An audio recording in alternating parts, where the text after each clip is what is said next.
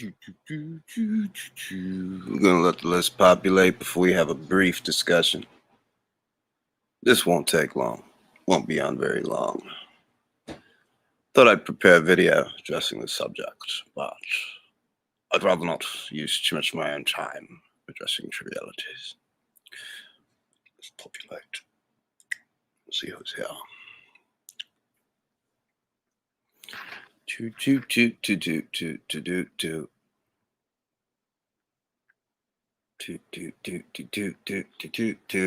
Anybody in the building? Anybody in the building? What's goody Melvin? What's goody JD? What's goody Ivan? So I, like many of you, saw Wilder, I guess for lack of a better word, perform a poem or a monologue. I'm not sure what the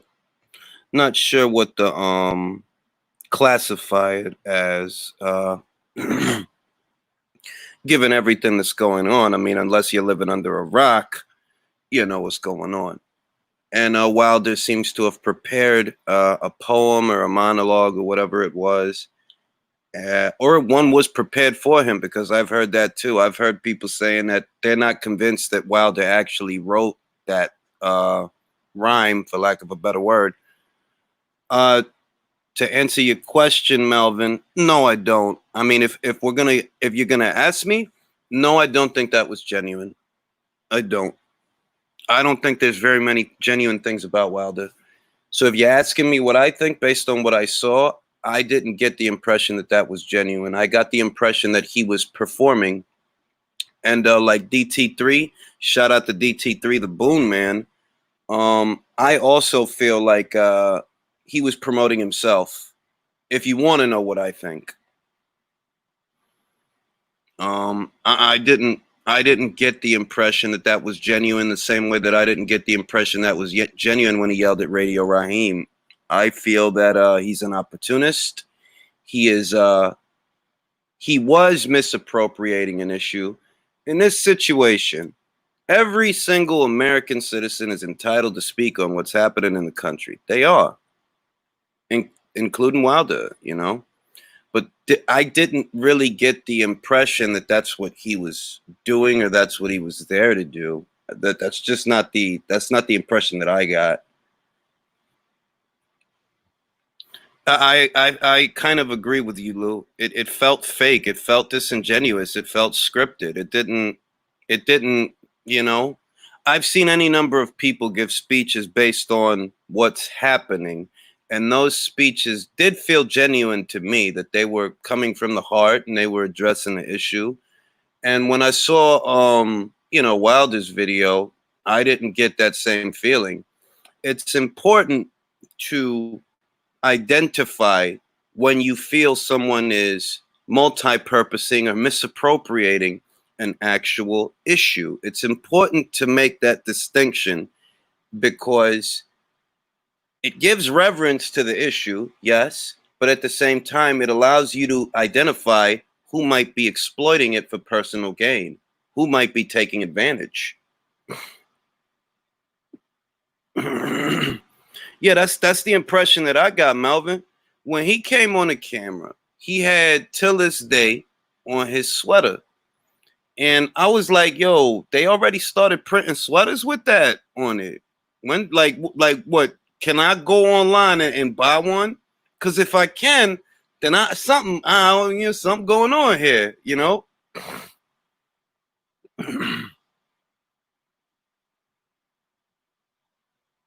Yeah, I mean that's I agree with that, JD. I was goody Cat, Candace was goody, JD was goody at Baraqua, George, Masterhand.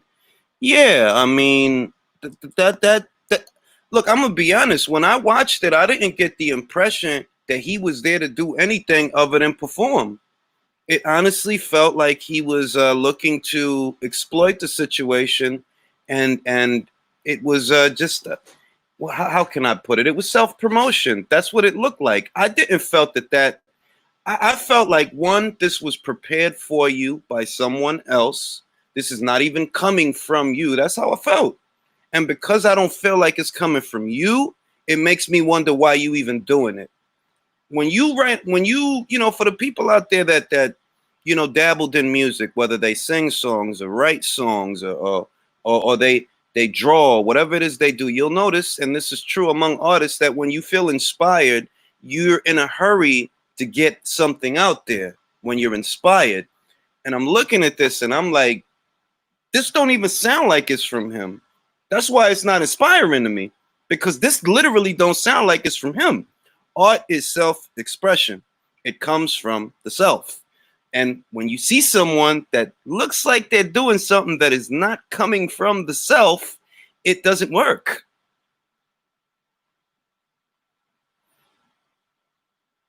Yeah, I agree. I mean, yeah, sports fan. For me, it didn't feel genuine. Exactly, Mr. Tuber. Exactly. That's the perfect parallel. If that guy holds a Bible in his hand in front of a church, I don't get the impression that he reads it. I don't even know why he's holding it.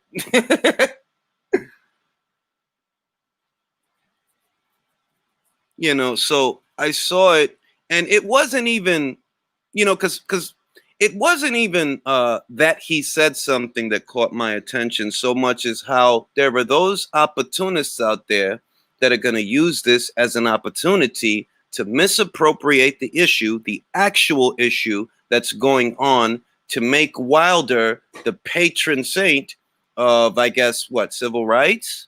Because they've already been trying to do that ever since he lost to Tyson Fury. You understand? They tried to use that situation as, I don't even know what, like, as if that was some kind of an injustice or something. Like they've been working hard, and we've all seen it, to cook up any excuse to make Wilder seem like he was a victim just because he got his fucking ass kicked. Because that's the only thing that happened. You're a boxer. It's bound to happen at some point.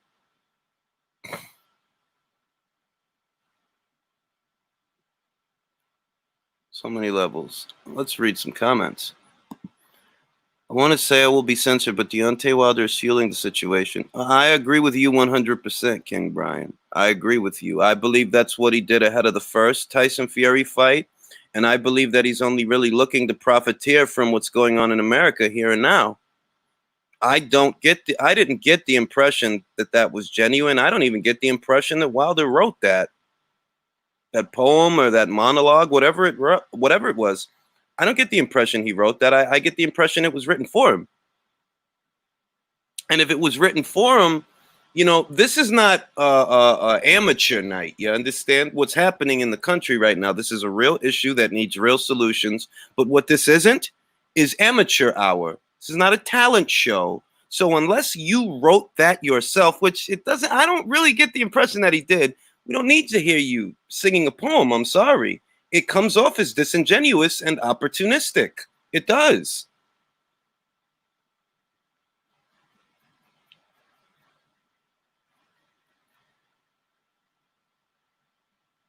I mean, I just didn't get the impression that what was being said was coming from him so much as it was something that he was encouraged to do. That's what that felt like. And that's just my impression, though. That's not even really why I went live. The only reason I'm addressing that is because we're discussing how we reacted to it when we saw it, me, you guys. What I did come on to discuss is how those people out there who like to misappropriate every issue that hits close to home, they're going to use this as an opportunity to make Wilder ascend to martyrdom, or to make him ascend into sainthood. That, oh, well, now if you don't like Wilder, you X, Y, and Z. When, hey, motherfucker, you're not going to guilt people into being Deontay Wilder fans. I know you're going to try to, but it's not going to work. You're not going to be able to use issues going on in the country to guilt people into liking Wilder, bro. And you're not going to guilt people into thinking he's a victim because he got his ass kicked in a boxing match. Because I could see it coming. That's why I went live. I'm like, you know what? I don't want to prepare a video. This is something that I could just straight talk off the head. You're not going to make this guy ascend into martyrdom, or make him out the victim to be of some injustice in a boxing ring, because this is a boxing channel. You're not gonna make it seem like him losing to Fury, is some kind of an injustice or he was a victim, based on him saying something about George Floyd and everything that's going on. Because I know that there are people that are going to try to do that. They tried to shame Americans behind the guise of patriotism. That, oh, you're not supporting the hometown fighter. Oh, why you don't like? Because I don't fucking have to like him. He sucks. Just because he's from the same country as me doesn't mean I have to like him. The fuck is wrong with you? There's fucking people that have lived across the street from me. I didn't fucking like him. So I gotta like Wilder? I'm sorry. I'm more of a Terrence Crawford person. I'm more of a Jamel Herring, Terrence Crawford type of person, Shakur Stevenson type of person, Devin Haney type of person, people that show high ceilings when it comes to their boxing acumen. I'm sorry that I don't attempt to apologize for Wilder's fundamental flaws. But I'm not, if I want to really see guys who really have a high ceiling and high skill level, those are my countrymen that I do support in one form or facet. And there are lots of channels, lots of authors. There was even a guy on Twitter yesterday trying to say that, I guess he was trying to shame me for not liking Wilder. And bro, you're not going to guilt me into liking Deontay Wilder based on the political climate in America. That is pathetic. And that you have to resort to that is pathetic. It is. Like, I'm sorry. You want this guy to be something that he's not so fucking bad, dog.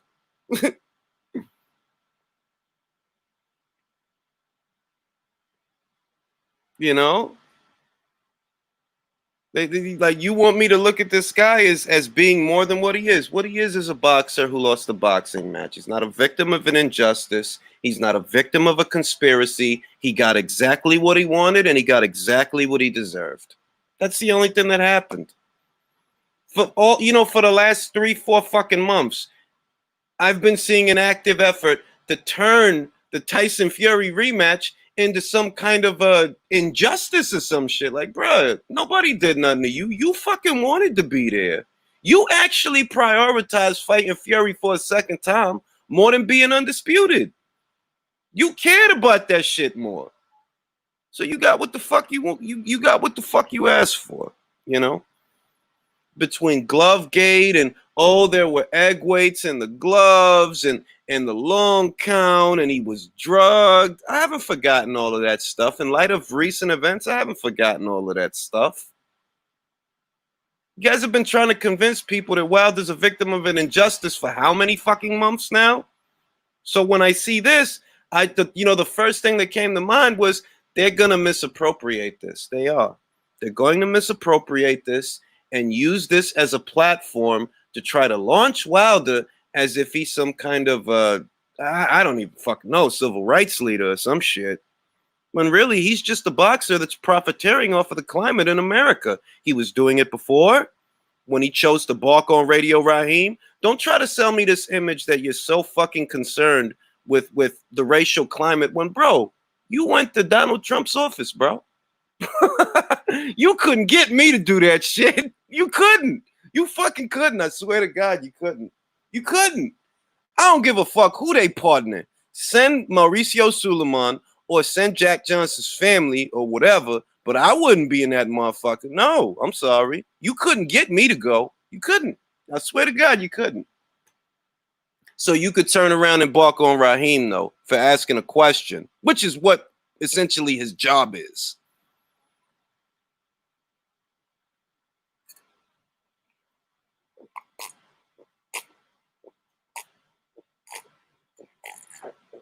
I'm sorry. You know what I'm saying? You're not going to sit here and convince me that you're so concerned with these things when you go to the Oval Office at a time when you go to the Oval Office to be in the presence of this Cheeto that has effectively divided the country. We know what kind of supporters he has. I'm sorry, but I'm not going to sugarcoat it either. We know what kind of supporters he has. We know what kind of views they have. You can't convince me that you're so fucking outraged at Raheem's question but you don't fucking mind going to the Oval Office for photo ops with this fucking Cheeto. I'm sorry. No, I'm sorry. To me, it's always been a case of misappropriating an issue for personal gain, profiteering. That's what it's always been. And when I saw him, do his poem or his monologue or whatever it was, that's what it felt like. It didn't feel genuine. It felt opportunistic. That's what it felt like. Well, I'm glad you enjoyed it, Blue, because that's not the impression it left me. The impression it left me was this is disingenuous, rehearsed, and it's probably not even coming from you, which makes me wonder, okay, if it's not coming from you, hypothetically speaking, why are you even doing it? Why isn't it coming from the person that wrote it? Because that's what art is. Art is self-expression, when one expresses themselves. So I don't get the impression Wilder wrote that. And if he's not the one who wrote that, show me who did and why they didn't express themselves via that poem, via that monologue.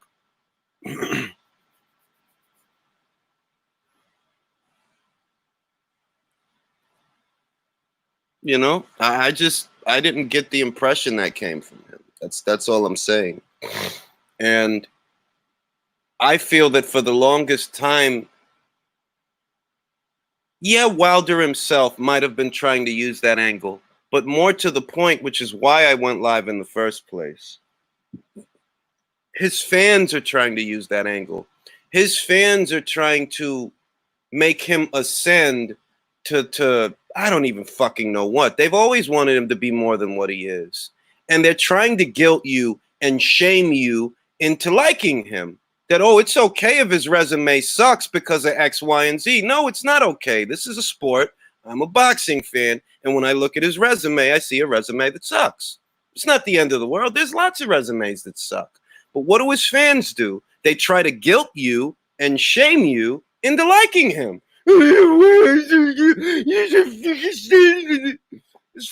It's insane, dog. It is insane. It was goody actual facts.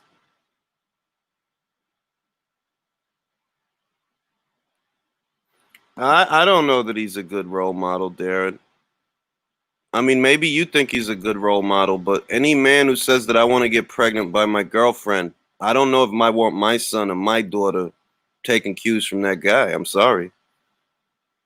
That's what I've noticed. That's essentially what I came on to discuss. That there's a lot of people that want to guilt you and shame you into liking a fighter that they like for one reason or another. And with Wilder, it's full blown ridiculous. Like, bruh, oh my god.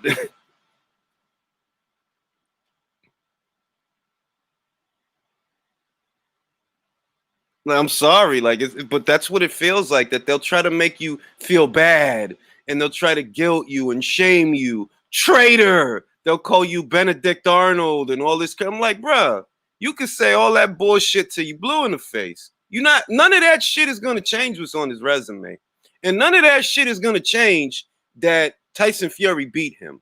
None of that. I know, because I know that that's what you're trying to do. You tried to change it by making the rematch seem like, oh, it's an injustice. He was the victim of a crime. They drugged him. They tried to kill him with no proof, dog. With no fucking proof whatsoever.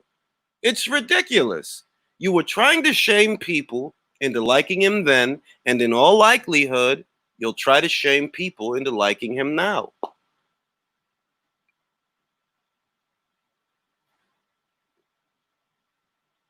So when I see this, I see another extension of that opportunism. When I see this, I see another extension of how people can sometimes misappropriate an issue for one reason or another. They have ulterior motives. That's what I see. He's already got that shit printed on t-shirts and sweaters, and you're telling me he's not profiteering? Where do the proceeds go? Where do the proceeds of a till this day sweater and or crew neck, where do the proceeds of that go? I'm just curious. If it's a nonprofit, if it's an actual nonprofit organization and the proceeds are used to finance something, I don't know what, then we can talk. But is that what's going on?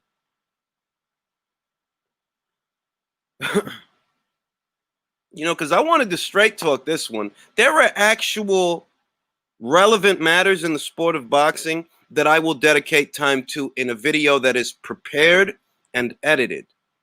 Real issues. With Wilder, I'm just going to straight talk it. Bro, I don't fucking believe you. You just profiteering off an issue. If I had to give you my first impression off of what I saw, I just saw someone who's profiteering off an issue. It's opportunism. That's what I saw.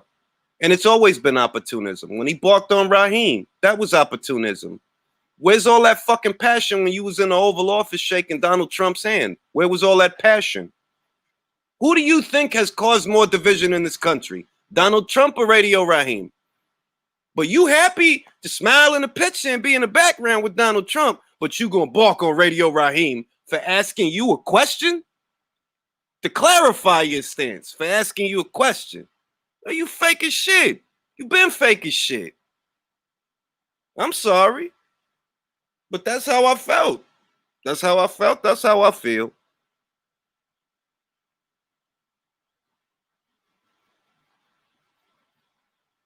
Yeah, there's been a lot of opportunism. Look, for every issue that's a pressing issue that hits close to home, there will always be a group of people waiting to exploit it. The same way that there are looters exploiting the protest as a means to gain themselves personal property, right? That's the same way that, you know, other people take an issue, a big issue like police brutality and racism and institutionalized racism and systemic racism.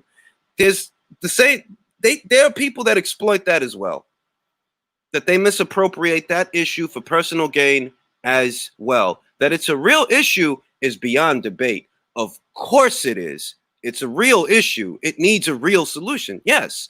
But for every real issue that's out there, there's always a group of individuals that are looking to misappropriate it, to exploit it. And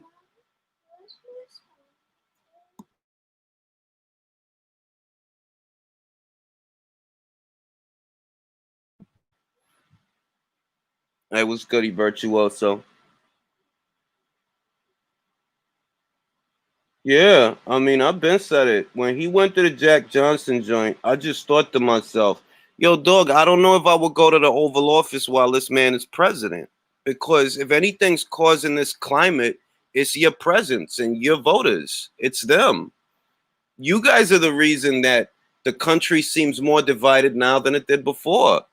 I've been here through several presidencies, Bush Sr., Clinton, Jr., Obama, two Obama administrations. The country never seemed the way that it does now. This country feels like there's a fucking wedge driven in it. So I don't know if I were in Wilder's shoes, I don't know if I would go to the Oval Office while this guy is there.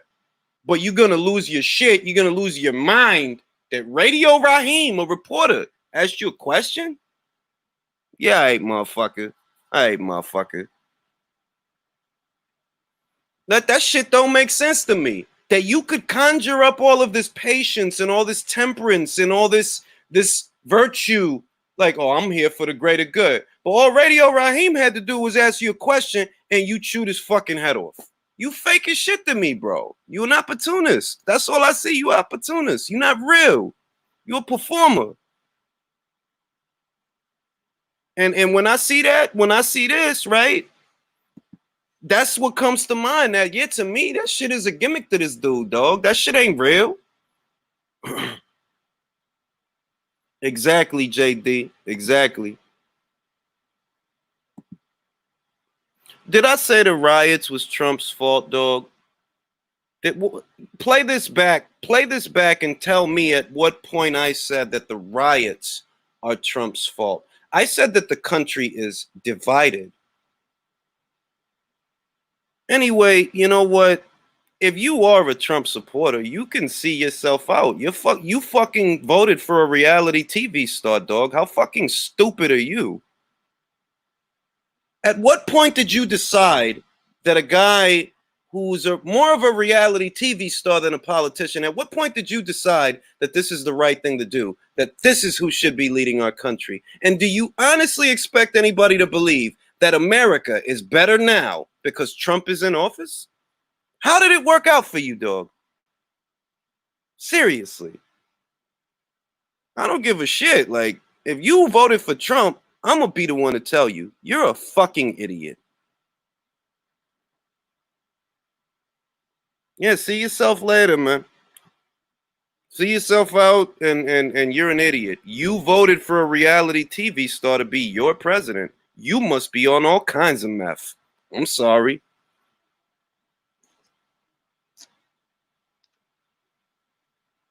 Uh, the wedge was already there. That much is true. And Trump further chose to drive to, for lack of a better word, drive that wedge. I think that Hillary would be a ho hum president, but I think that she has a better background in politics than Trump does. Being a businessman does not equate to being a good leader or a politician. And that was the premise that he was voted into office under, because he's such a fantastic fucking businessman. And I assume that things right now are going fan fucking tastic, right?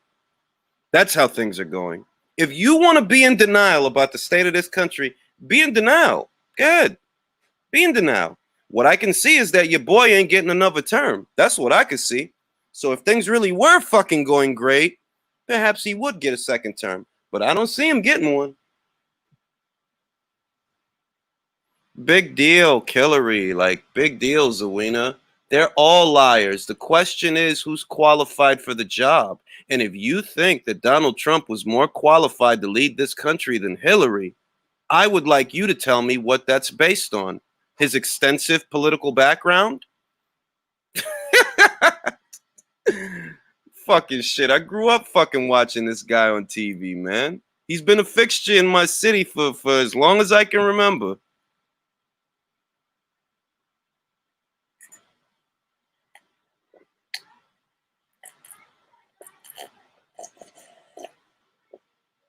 Now back to the boxing of it.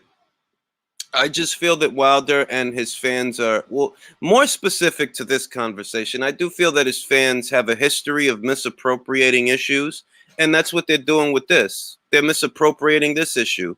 They're using this to make Wilder seem like something that he is not.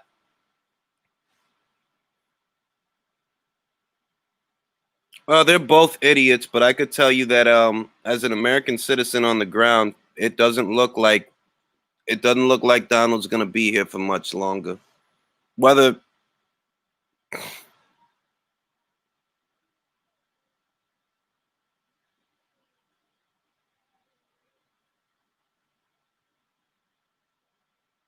that's true. That's actually true. Anybody who knows anything already knew that Michael Bloomberg is 10, 50 times the businessman that Donald Trump is. So if the premise is voting someone into office on the basis of their business savvy, okay, they're a better businessman that could have gotten that position than Donald Trump. I'm sorry.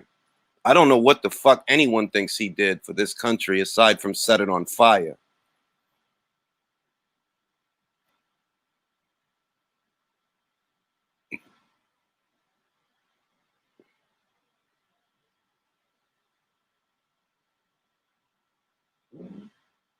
I don't think he'll get another term. I surely don't. Oh, really? Things are going great?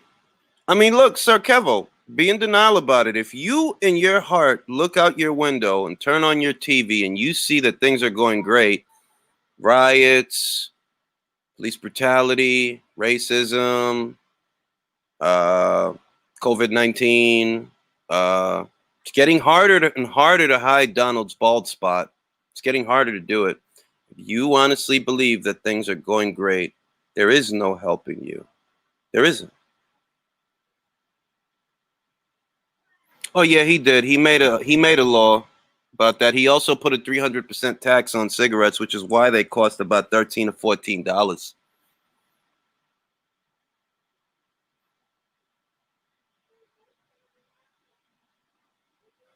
Oh, you don't think it's going to be an election?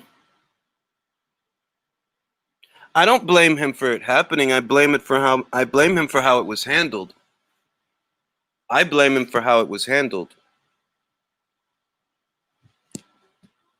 I mean, hey, listen, it was your guy on TV saying that this isn't anything major, this isn't anything serious. It was your guy on TV saying that. Lie to yourself in the privacy of your own home, but don't come here and expect me to do any lying for you. I know what I saw. It's still up. Your boy didn't think it was serious. He was asleep at the wheel, and that's how we got here. I don't give a shit if you feel stupid for voting for him. You should feel stupid for voting for him.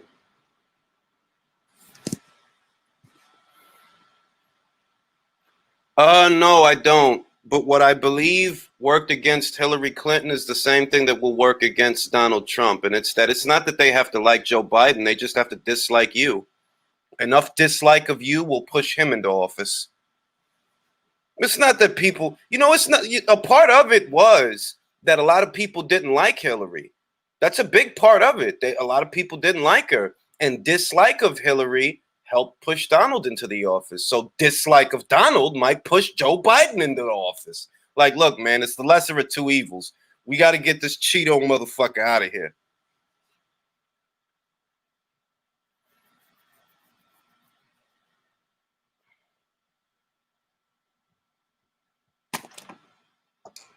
Resident chump.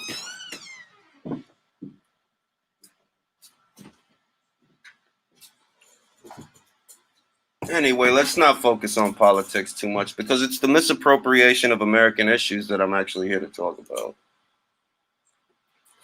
And how there are YouTube authors who will take any angle to how could I put it?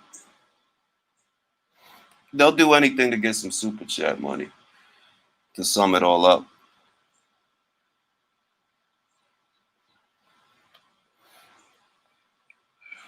No, she wouldn't have boxing Jedi. And I don't see why people take that stance. I don't understand that. Hillary would have been a ho hum president. She would have been a ho hum president.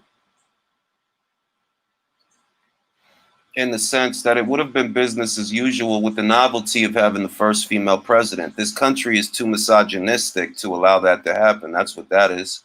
This country is behind in many things, and that is one of them.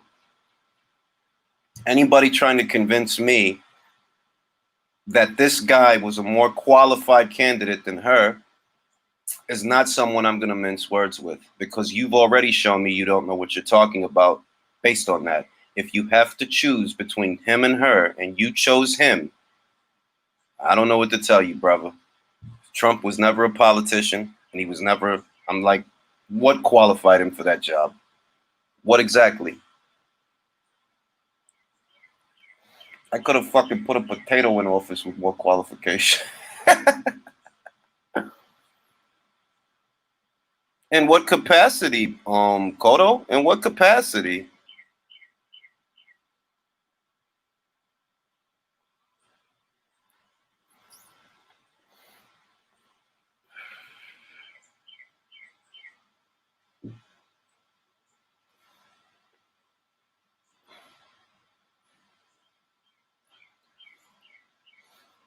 No, they wouldn't. No, they wouldn't, because this country's too misogynistic for that. Exactly. Look at the stance that he took on Colin Kaepernick. Forget the Central Park Five. Use something more recent. Look at the stance he took with Kaepernick.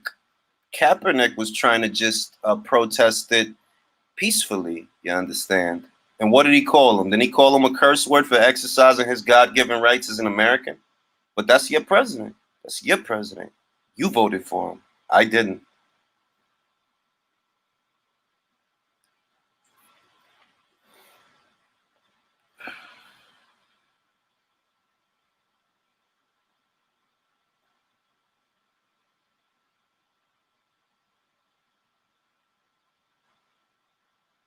Kaepernick is a plant. Where was he in Obama? I'm not gonna do the conspiracy theory thing, dog. I'm not gonna do the Kaepernick. How was he a plant? A plant to do what? To accomplish what?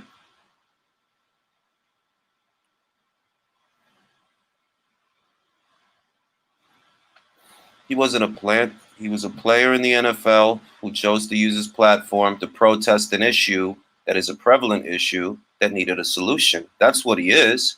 And we see here today that he was onto something, because look at what's going on. Yeah, let's switch to boxing. Let's switch to boxing. At the end of the day, I don't feel that Wilder's monologue was genuine. I don't think that was coming from a real place. I don't think that he even wrote that. I don't. And what I think is that people are going to use that as an opportunity to make him into boxing's Al Sharpton. That's what I think they're going to try to use it for. Even though I don't even think he wrote that shit. He doesn't have to, but this is the kind of misappropriation of real issues that I'm talking about. When you misappropriate a real issue, you desensitize people to it because people see you're misappropriating it and they connect it to opportunism.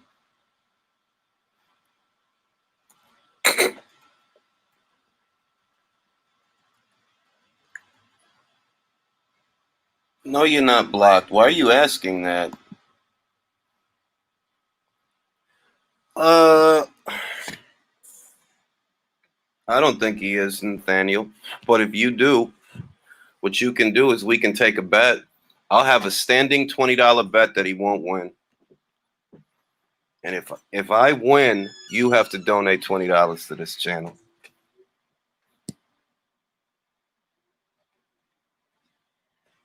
Yeah, that's what it felt like, Ibrahim. That's what it felt like. When he said that 3 times at the end of the video, it felt more like he was trying to sell me a brand than anything else. That shit felt fake as fuck. That shit didn't feel real. That shit felt fake as fuck.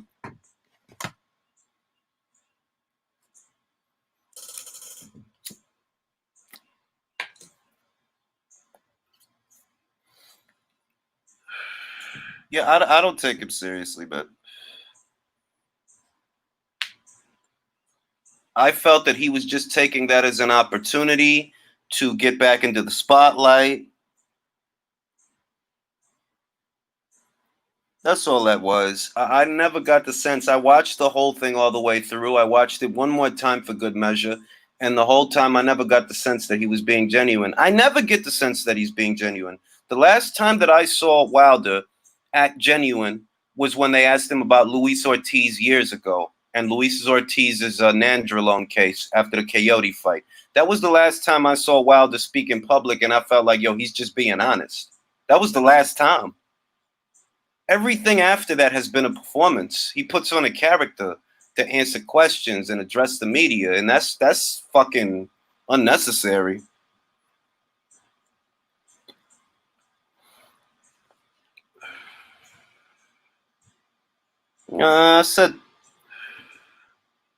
I said $20, bro. All right, Sir Kevo. 20, Mr. Big in the Britches.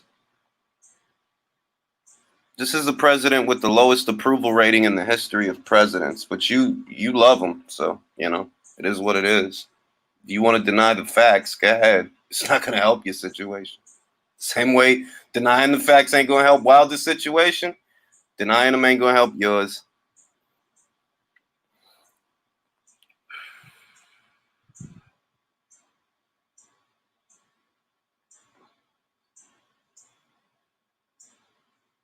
As an American, and I'm not patriotic, it's embarrassing that Wilder has ever been a champion.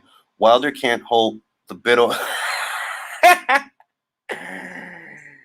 It's not actually. I don't know how it's obvious when he has the lowest approval rating of any president in the history of presidents, by the way. Obvious? I think not.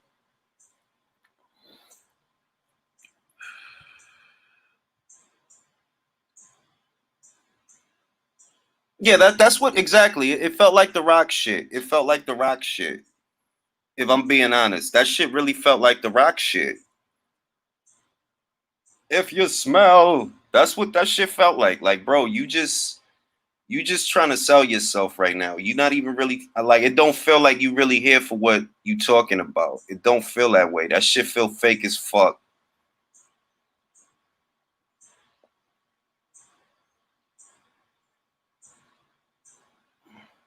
Whenever he has an interview now, he has like a persona that he puts on to answer fucking questions. Bro, you a boxer.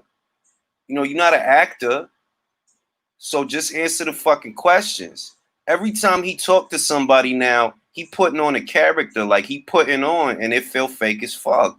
Whether he talking to Coogan Cassius or whoever, he be putting on. So when I seen him, like, man, he just putting on. That shit don't even feel real.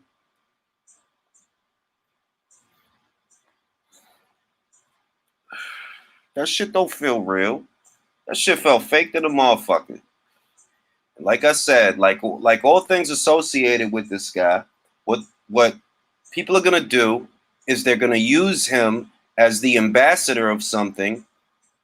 And if you're not a fan of him, oh well, you're the bad guy. They're gonna try to guilt you and shame you into being a Wilder fan.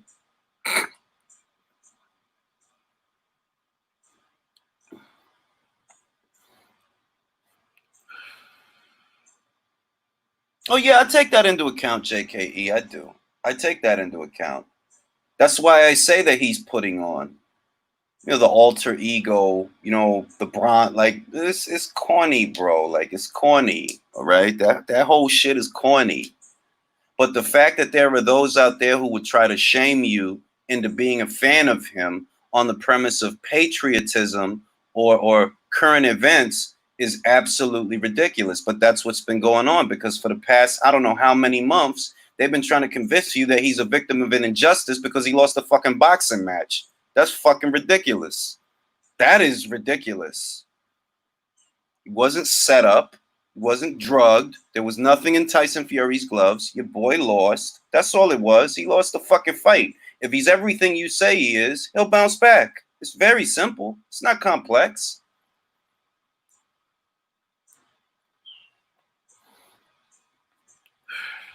Exactly. And this is what I'm talking about. This is what I'm talking about.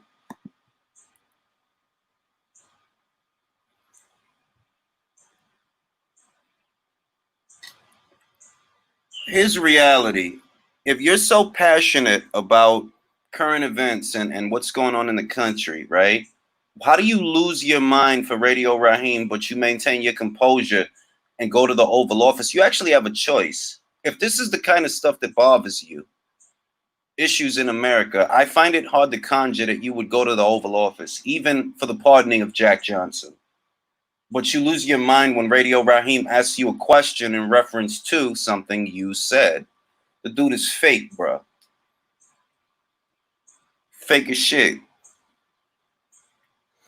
For starters, Tyson Fury wasn't even talking about your people, but you trying to make it like it's your people versus his people. That's where you took it. Tyson Fury was only talking about himself and his people because he's a fucking foreigner. He ain't from fucking over here. So of course he gonna say that. He ain't from over here. Wilder was trying to turn this shit into Cooney versus Holmes when that's what it wasn't. This is not Cooney versus Holmes, bruh. But you tried to make it that to help sell a fight. And anybody could see that shit.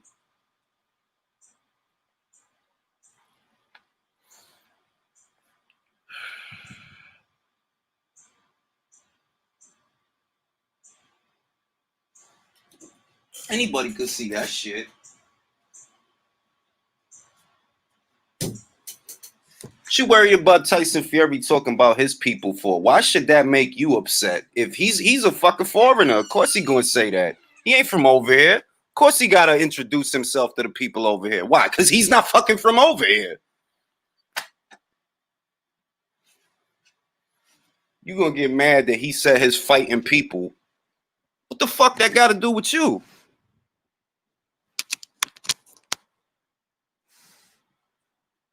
No. Don't take it out of context. Matter of fact, here's a link. Don't take it out of context because that's what you're doing. Why don't you mention what Wilder said before he started bugging out on Raheem? Worrying about Tyson Fury, mentioning his fighting people. What's wrong with that? I don't understand that. That dude is literally not from over here. So, of course, he got to introduce himself, where he's from, and all that extra shit. You think motherfuckers over here in the States know about gypsies? No, of course not. You think motherfuckers here in the States know about travelers and shit? No, they don't. That's what Tyson Fury was talking about. He's talking about where he come from. That's all. You took that as an opportunity to make it about you. But it's not your people versus his people. It's not a fucking war. You wanted to make it look like that. Fury wasn't saying, yeah, it's me. It's my people. He wasn't saying nothing like that. You tried to make it like that. He wasn't saying no shit like that whatsoever. At every turn that someone tried to take that stance, to take that angle, the only thing that Tyson Fury has done is deflate that shit before it starts. This is a fight between two men, not an army, not armies. It's a fight between two men. That's it. Hey, what's goody, Dreamland?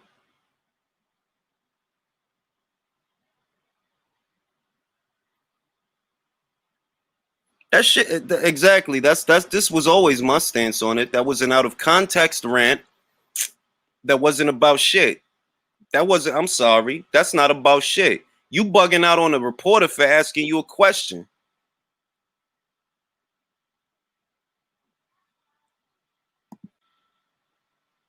Yeah. So what's going on, man?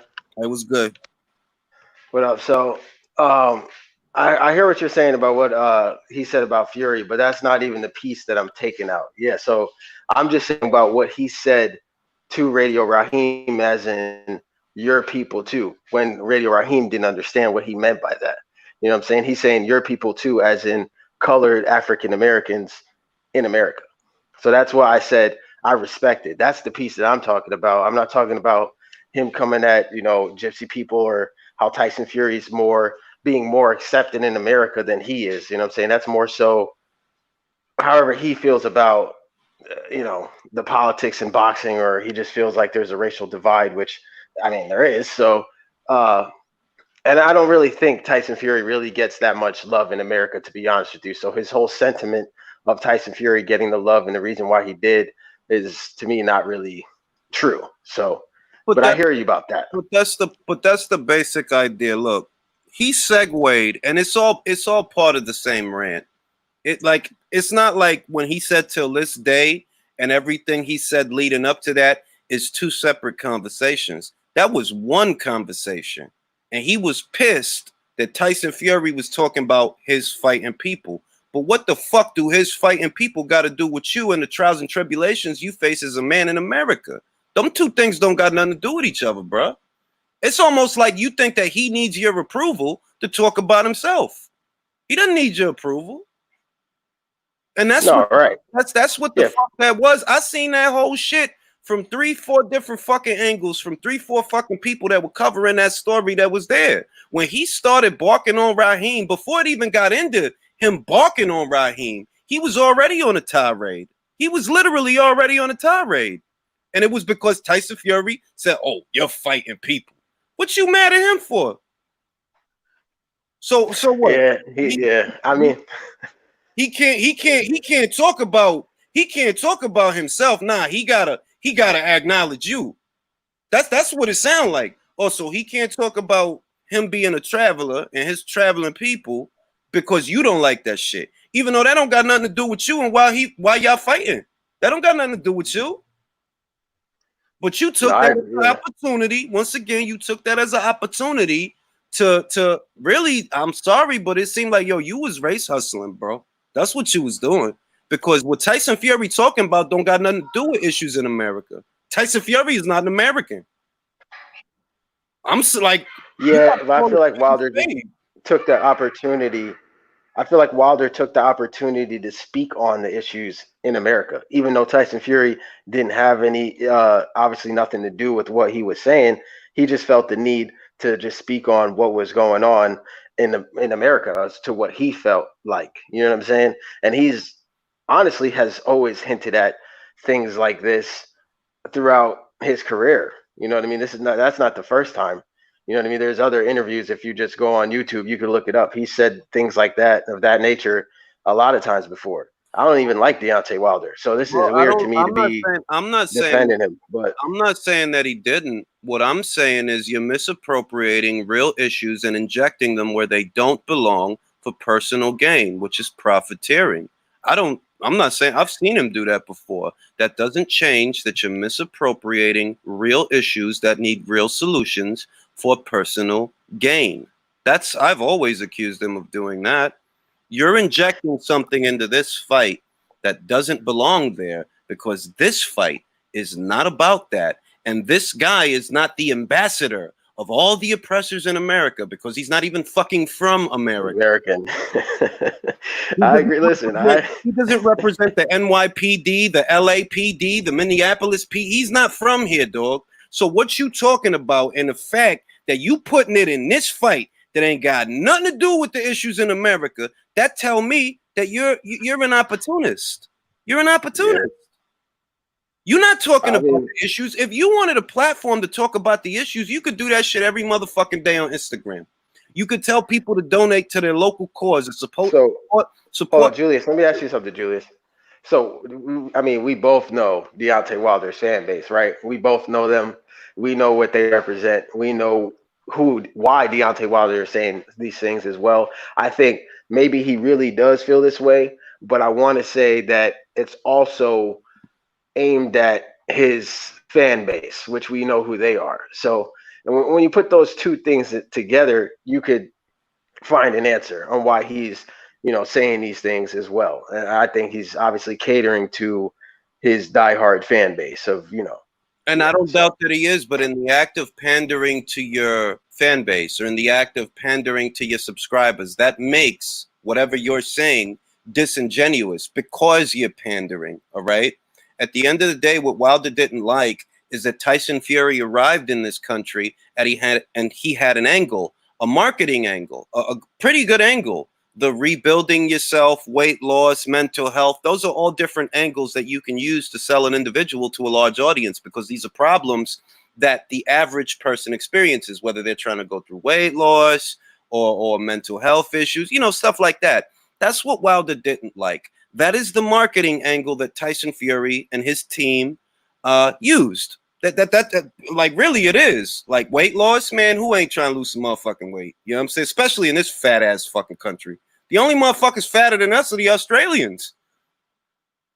And that's that's what Wilder didn't like. That, oh, he got an angle. Yo, bro, you just mad that it's some people that's feeling him. You want some jealous girl shit.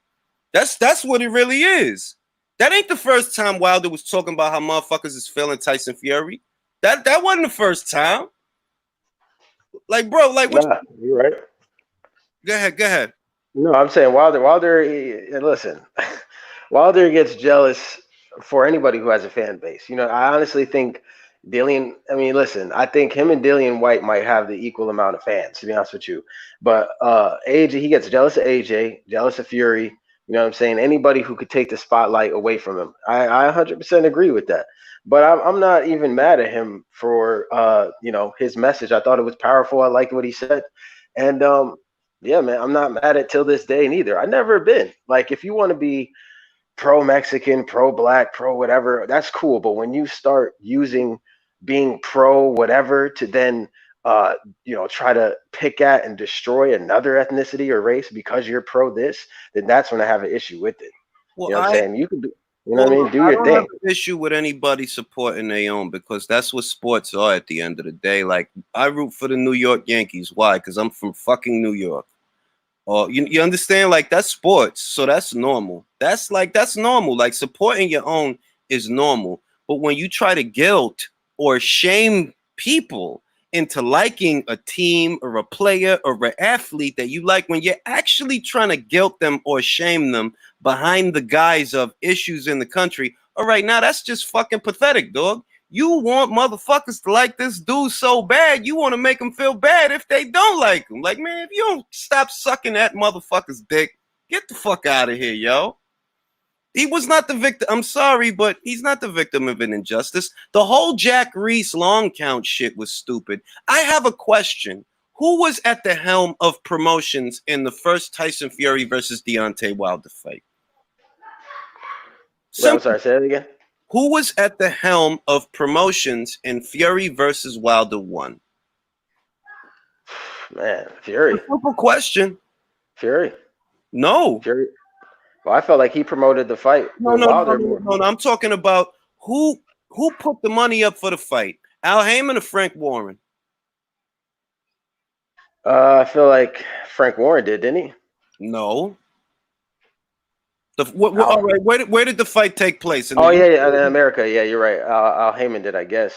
And the Yeah. venue was chosen in an American country, right? Which means that, well, American country. The venue was in America, which basically means that your primary audience that you're trying to sell this fight to is the Americans. So don't tell me that, oh, it was fixed and Jack Reese, he was helping Fury. If anybody was going to get any help in that situation, it would have been Wilder, because Fury's fighting you in your backyard, on your platform, on a channel that you fight on, in the country where you live in. Stupid shit. Stupid Oh fuck. yeah, yeah, I agree. There's no way it could have been fixed for Wilder, like or fixed for Fury. I mean, because clearly everything was in his backyard and in favor of him. That was supposed to be an easy KO. It's supposed to be, but it wasn't. Then I look at the second fight and I'm thinking to myself, so you're still fighting in America, huh? Still fighting in America. But I'm supposed to believe that it's Fury that has an unfair advantage. He's in your fucking country, dog. Like, he's in your fucking country. You should have home field advantage. And you don't. Yeah, and then he got beat up, in his backyard. You got your ass beat again. You can't be helped. It's not like when Terrence Crawford went to Glasgow to fight Ricky Burns. It's not like when Spence went to Sheffield to fight Kell Brook. It's not like when Mighty Mo Hooker went to the UK to fight Terry Flanagan. You had both them fights in your fucking backyard. So don't sell me that dream that, oh yeah, Tyson Fury, he had the upper hand. It was rigged. If the Nevada State Athletic Commission was going to do a favor to anybody, it would have been fucking Wilder. Not Fury. Fury's the away guy. He's the foreign fighter. Yeah, I mean, I agree. They've helped Wilder in the past with the Ortiz fight. So, I mean, look, Wilder right now, I don't think he's going to beat Fury in the trilogy at all. And just my opinion, I'm not even I don't like Wilder really at all. In the ring, I don't like him a bit. You know what I'm saying? I think he's garbage as a boxer. He's trash to me. But his story coming up, I like his story, his background story. You know what I'm saying? All the jobs he worked. I liked it in the beginning. I liked it in the beginning because it seemed dope. It seemed dope. And even, you know what the funny shit is? I could forgive all of the shit. I could forgive the resume, right? If you didn't have motherfuckers in the comments, and if you didn't have motherfuckers trying to guilt or shame people for telling the truth. They're like, yo, the dude resume sucks. It sucks, bro. I'm sorry. What you want me to do? It sucks. Yeah, it's trash. Like it's not even it's almost as bad as like some prospects. But I'm just saying in general, like I feel like I like his backstory, and I think what he said was powerful, and I like to this day. You know what I'm saying? Yeah, whatever. Because he needs he needs all the marketing that he can possibly get. You know what I mean?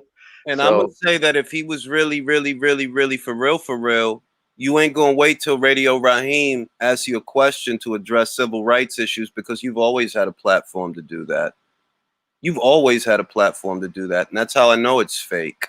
If you really cared that much, you could have been doing that. Like been. You don't gotta wait for a camera to be in front of you. You Wilder. You could do that on your Instagram, on your Facebook, on your Twitter. You ain't do that shit. Nah, you didn't. You wait. but Rink, what about all the interviews with 78 Sports TV though? How and when did that start, bro? When did that start? I don't know, man. I'm just joking, but yeah, I mean, I'm keeping it a bean. If you're right about that, if you really about that, and you actually taking an active role in activism to bring awareness to certain issues, you ain't gotta wait till Radio Raheem offers you a question and you about to have a pay-per-view. That shit fake than a motherfucker. That's fake. Let me say this: I would not want Deontay Wilder as my civil rights leader. Like let's put that out there. You know what I'm saying? Definitely no. But I feel like anybody speaking out right now is a good, it's a good thing to me. You know what I mean? But yeah, I mean, you're 100% right. I mean, he could have definitely came out and said these things a while ago. So I can't disagree at all with that. That's right. I'm gonna say this: Kaepernick is an activist. Why? He gambled his career to raise awareness to an issue. at a time when the president of the United States, the man in the highest office in the country, is condemning you. He still brought awareness to the issue. That is an activist, not an opportunist.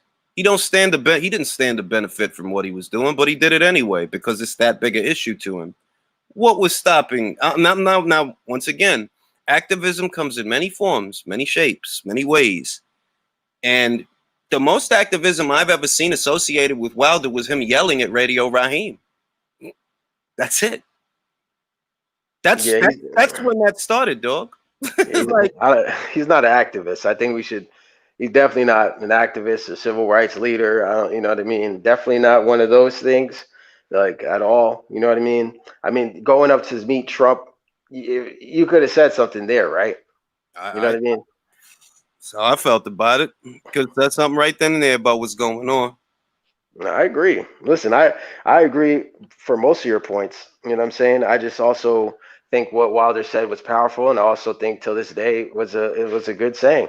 Even if it was fake, or if it was he seemed scripted or whatever, it's still powerful, and it had a good message behind it. So I'm not mad at it. I'm gonna agree to disagree, because when I see fake shit, there's nothing powerful about some fake shit. Virtuoso, what do you think about it? I think Deontay Wilder's an opportunist. I mean, it was just so strange that all this time, well, about the first fight, right? Yeah. You had the the training camp, the press conferences, and then like 3 days to go till the fight starts. First of all, Wilder, just look at his appearance. Wilder had a hoodie on. He had a bandana on. Usually Wilder dresses flashy, like he's more dapper than that. So, you trying to be like all thugged out? And then you say all this shit. I'm like, okay, where was his energy when he was in the Oval Office? And that's where I give credit to Gerald Miller, because on Twitter he basically called him out on that bullshit. It's like, dog, you never spoke on Flint, Michigan. Nope. Police brutality. Nope. Black unemployment. Nope. Joblessness, education. None of that. None of that. You just started to pick this moment, right, to try to position yourself as this woke character. Mm-hmm. You know, this militant brother, and then it failed, because you failed to live up to expectations as a champion. You know, you're supposed to represent this country well, and to me, you know, he's not the right guy, you know, to be doing that. I mean, Muhammad Ali was that dude. Yep. You know, he put his career on the line for that. You know, he lost his license for that shit. Yep. And you know, this ain't a game, man. I mean, that's how I look at it. That anybody that lives in this country knows how prevalent these issues are, and you don't need to wait until you have to sell a pay-per-view to start talking about them. I've watched Wilder's career just as much as you have, if not more. You didn't start talking about this kind of stuff until you were trying to sell a fight. I'm sorry. That's the truth. Don't tell me that, oh, yeah, he was vocal and all this. No, he wasn't. Not up until he had to sell a fight. That's when all that shit started. And that is 11 years in the game. So when I say that, disingenuous, that's not powerful, bro. You're an opportunist, and you're not the only one. There's lots of opportunists. For every issue that is an issue that touches close to home, there is always an individuals that seek to exploit it. The same way that injury attorneys chase ambulances. They don't actually care about the people that are inside. They just want to use that as an opportunity to make money. Yeah, the other issue that I had with Deontay Wilder is, you know, he claimed to be pro-black, but then, you know, you attack Anthony Joshua and say he has a slave owner, or Eddie Hearn is his slave owner. You know what I mean? I didn't get that. You know what I mean? If you're gonna be pro-black and be this way, then you should be it all around the board. You know what I'm saying? You know, you should big up White, big up AJ. You know what I mean? And the whole like doing the Nigerian theme, but not actually going to Nigeria, I didn't like that either. You know what I'm saying? There's moments in his career, I think, if this was what he was really trying to be, then yeah, he should have stepped up and talked more. However, I still like the message behind what he's saying currently, so I'm not against it. I like the message. You guys got good points. I like the message that the actual BLM people are putting together. I like their messages, like the parallel about the Monopoly board. I appreciated that more. That was more powerful to me than Wilder shouting at cameramen and reporters for no fucking reason.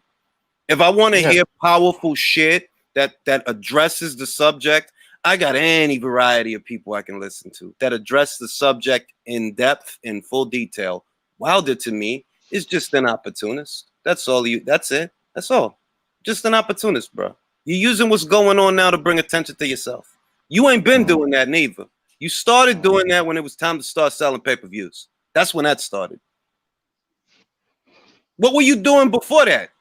But like, seriously, what were you? Eric Garner, Freddie Gray, Mike Brown, Sandra Bland. Where were you? Yeah. Where were you?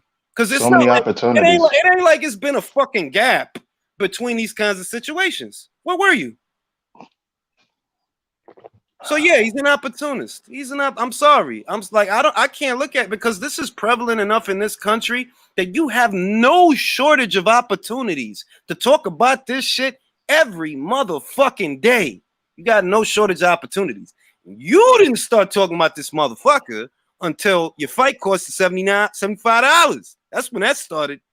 Yeah, you probably would need one of those LDBC members to break down everything he said, because I'm gonna be real with you.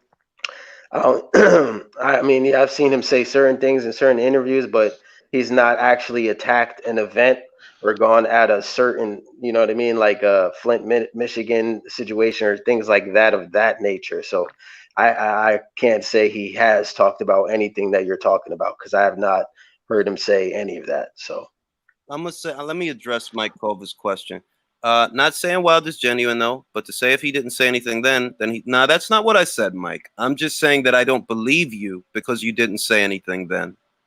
Eric Garner's situation was a gruesome situation, very hard to watch because you could see the faces of people that you know in him, the same way you could see the faces of people that you know in George Floyd. So it's hard to watch. Like, yo, that could have been my man's in him. That could have been Todd or somebody. That could have been a lot of people that I know. It's hard to watch, right? It's hard to watch. And when that shit happened, I didn't see none of that energy, right? So that tell me that, like, yo, you ain't really, because I didn't see none of that energy. And you had a platform then. You didn't start talking until it was time to sell pay-per-views, bro. So I don't believe you on that premise. No, I don't believe you because it don't take nothing to say something. The same way, look, for example, there's a sentiment expressed right now that there are people out there that are using the protest as if it's fucking Coachella. They're taking selfies and shit, photo ops, disingenuous shit. That's the kind of energy that this is. That's the kind of energy. They're like, yo, this ain't motherfucking a festival out here, yo. This is real shit. It's not a festival. You just want to take a selfie with yourself holding a sign saying I was there. Then you probably gonna go home and count how many likes you got on Instagram. It's fake shit. That's fake shit.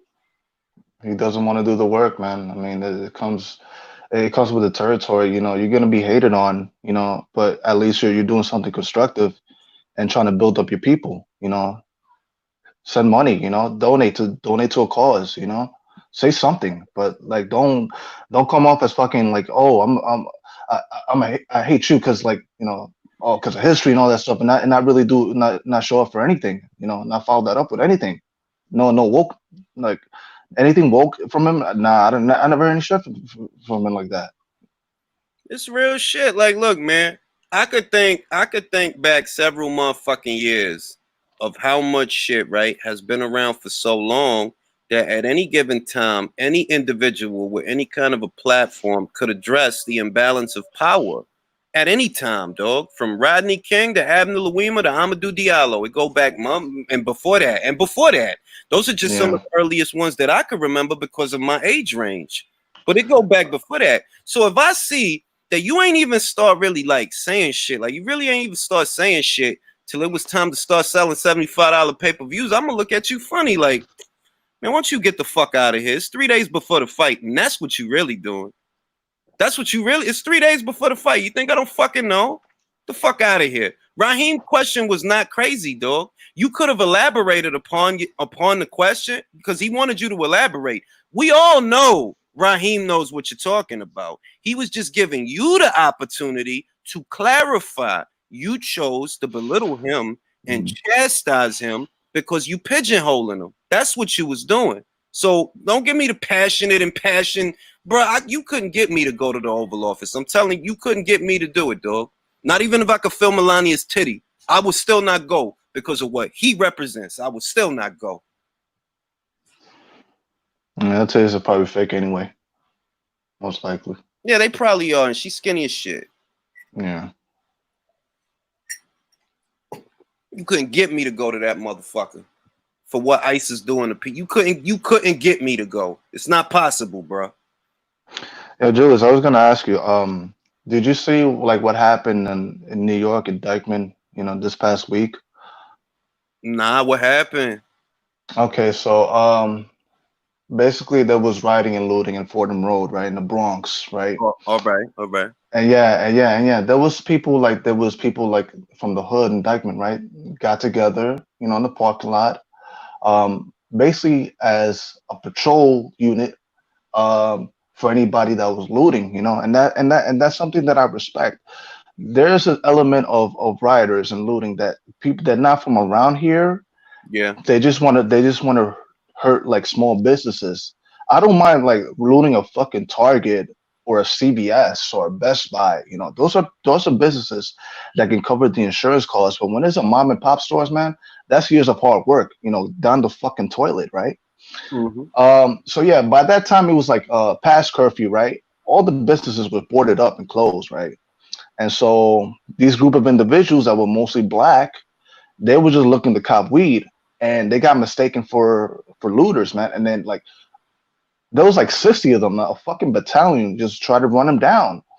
And I try to make parallels to what happened to Yusuf Hawkins, man, in 1989, because it was his mob mentality. And I just gotta say this, man. Yeah, Dyckman, you rep your hood, man, but you gotta take that out, man, because like y'all were doing some whack ass shit, man. Y'all racially profiled some group of individuals that just wanted to cop weed, man, and I'm ashamed of it because, like, to me, there's an anti-black problem in the Latino community. yes, there Not is. just Latin, yeah, and Especially in Latin Dominicans, America. man. Yeah, I know, and it in Latin America in general, man, it transcends politics, man. Just look at Venezuela. Just look at Bolivia. There's like a far right government that puts down, indigenous people who are brown skinned, who are black, that are just trying to make their lives better, and they get put down. To me, it's so transcendent. I'm gonna say this, right? When it comes to the Dyckman shit and anybody that's burning down their own hood, right? This is how I look at the looting, right? And this is why I said it in the other video I was talking about. I'm not for it or against it. It's a necessary evil. Why is it a necessary evil? Because it's a byproduct of anarchy. There's an imbalance of power, and like everything else in nature, it's working to correct itself. It's causality. So I'm not for it or against it. I just understand it. But if we're going to break it down to even simpler terms, for every burning issue that exists, there will always be those who try to exploit it. The looters are using the protests as a means to exploit the situation for personal gain. They don't care what's going on. They just see an opportunity to get a couple of sneakers and a couple of shirts, and that's what they're gonna do. That's always gonna be the case, though. You understand? People like that never gonna go away. For everything that happens, if aliens come, bet you it's gonna be a motherfucker trying to exploit that. If the motherfucking Autobots walk out the ocean and start breakdancing in Orchard Beach, it's gonna be a motherfucker exploiting that. It's always gonna be somebody exploiting some shit. So that there's looters exploiting this situation, of course there are. When isn't there somebody trying to exploit a situation? Don't the politicians exploit us on a regular basis using our issues against us? Yeah, this country was founded on looting. Yeah, that's why when I see motherfuckers, when I be seeing, like, of course I'm ashamed that people have not gotten it together enough. Don't burn down your own hood. Tear down the establishment. Don't burn down your own hood, though. That's stupid. You got to live here when this is over. You hurting your own folk doing that. It's stupid. Of course I understand that. But I also understand that those are the kind of people that didn't care about hurting their own people before all of this popped off. They didn't care before. Why would they care after? Yeah.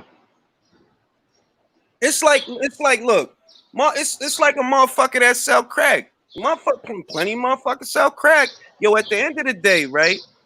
If shit looked the way it looked, you were part of that problem. Don't tell me about the CIA put cocaine and crack in the streets. Yeah, they did, and you helped them. You helped them. So don't put it all on them. You got your role to play too. Cause you getting your own people sick. You getting your own people addicted. It ain't just the government, it's you too. You helping them. It's a lot of motherfuckers that look to exploit a situation.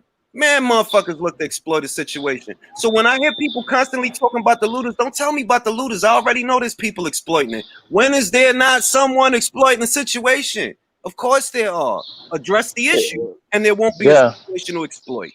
They're more concerned about the looters and not the lives that have been taken. I don't get that. You know what I'm saying? Like, and a lot. I mean, I heard what you said about the mom and pop stores, but majority of those mom and pop stores have insurance too. I'm not saying it's okay by any means. You know what I'm saying? But a lot of these stores have insurance too, so they're gonna get a lot of that back. But I'm not saying it's okay, because obviously when you do that, you're taking it, like you raid a pharmacy in your local neighborhood. Now those people that needed their medicine, they're not going to get it for a while now. You know what I'm saying? Yeah. So I 100% agree with you. It's not logical to shit where you sleep. You know what I mean? It's illogical. Like if you look at the situation for what it is, it's a us versus them situation. Us against them or us against the system, right? So how the fuck you look like trying to tear down your own block and shit that's on your own block, and then you gonna turn around tomorrow on some us? Oh, it's us. No, it's you against everybody, bro, because you're not a productive member of society. You don't care about your people. You don't care about your people. You fake as shit because you breaking down shit in your own block for sneakers and shit. Corny motherfuckers, man. You shouldn't have to loot sneakers. I'm gonna say it. You shouldn't have to loot stupid shit like sneakers and clothes. You fucking bum. That's some bum and shit. It's grown men and women too, which makes it even worse. You know what I'm saying? I'm not gonna lie to you. If I was 18 years old or 17, probably would be out there trying to take some jewelry. But if you're a grown ass man, 35, you really out there stealing Nikes and Jordans and shit? Like, really, bro? Come on, man. That's exactly like if I was 16, 17, bro, I'd be out there like a motherfucking tornado, dog. I would be in all the stores, dog. I'm gonna have every color pair of J's, all types of shit if I was a kid. But I'm a grown up. What the fuck would I look like being 30, 31, 32? Yo, I gotta run over the Target. It's a riot. That's some corny shit, bro. You already look right if you got a riot just to get some basic ass shit. Yeah, they're just window shoppers, man, who just look for the perfect opportunity to fuck shit up. Word. But like I said, all of that is the side shit. The riot and the loot and all of that is side shit, because that's a deflection that people are using to fail to address the issue at hand. The issue at hand is the imbalance of power and systemic racism. That's the issue. Take care of that. Take care of that, and you'll take care of the riot. Well, so Harry doesn't come inside the room. Battle ain't get to say nothing. Battle. Is this mic muted? Battle right there, yo. He ain't get to say nothing. Battle. All right, let me put a link. Battle probably busy. Let me put a link for whoever want to chime in. But yeah, man, that's it's always gonna be opportunism. But I ain't gonna focus on the opportunism. It's fucking opportunism in everything, bro. Yeah. You can't deviate from the real issue, which is a ever growing police state in this country, man, and this an abuse of power. Yeah, but I feel like it is set up that way, though. You know what I'm saying? Never mind. It's a whole different topic. I dig it. Yo, who at the Bronx Zoo? Somebody at the Bronx Zoo, because I can hear birds and cages and shit. Oh, I'm in my fire escape village, so I'll just go back inside. I can hear mad shit. Yeah, you from New York, huh? Yeah. Fire escape. Yeah. All right, let me see what Wood got to say. Go ahead, Wood. Yeah, man. It's This is a sign of a broken system. If the system wasn't broken, it wouldn't be no looters out there, period. It Exactly. wouldn't be, if the system wasn't fucked up, it wouldn't be no need for a 35-year-old man to steal sneakers. The system is designed for the richer people to keep getting richer, and the poor people keep getting poor. There's more people out of work. This all happened at a perfect time. There's more people out of work than ever. So what you going to do? Sit there? They telling you to stay at home, don't work, which was a bullshit. Because I'm a licensed practical nurse. I work in the hospitals. They was exploiting the situation. People telling people to stay at home. You could tell it wasn't as serious as they said it was, because there's more people out there around each other, and nobody in the cases is not going up. And they were still telling people to stay home. I'm gonna add to that, Wood. I don't know how true it is, because when I woke up this morning, I don't know if it was either in LA or New York. I think it was New York. They was talking about there's a spike in the cases that they going up. So I don't know. Like I said, I don't know, but I know what I saw, that they said the cases is going up. Is it as a result? Is it as million? Okay, but millions of people, I'm talking about all over the world, not just the United States, all over the world. It shouldn't be a spike in cases. I'm talking about it should be worse than it was when it first began. That's how many people was on the streets around each other, doing all kind of stuff, dancing, looting. It shouldn't be a spike. It should be it should be worse than it was when it first started, because the people all over the world is going crazy. The system have to change, not just for black people, but for all kind of people.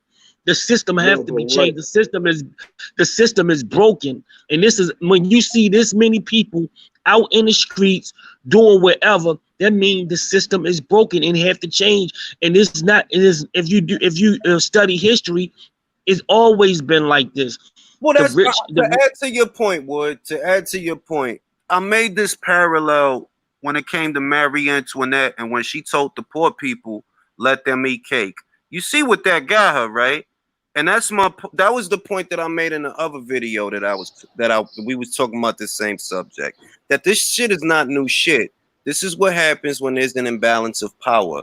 And if it's an evil or a good, however you want to look at it, it's a necessary evil. It's happened before. It will happen again, so long as there's an imbalance of power.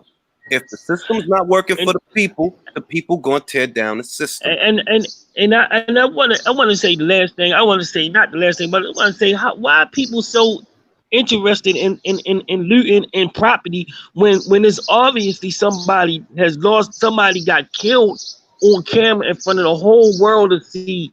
That should be the topic. Because they don't want to address what's going on. I talked about that in the last live I did. The only motherfuckers that's all worried about that shit is the motherfuckers that don't want to talk about what really happened.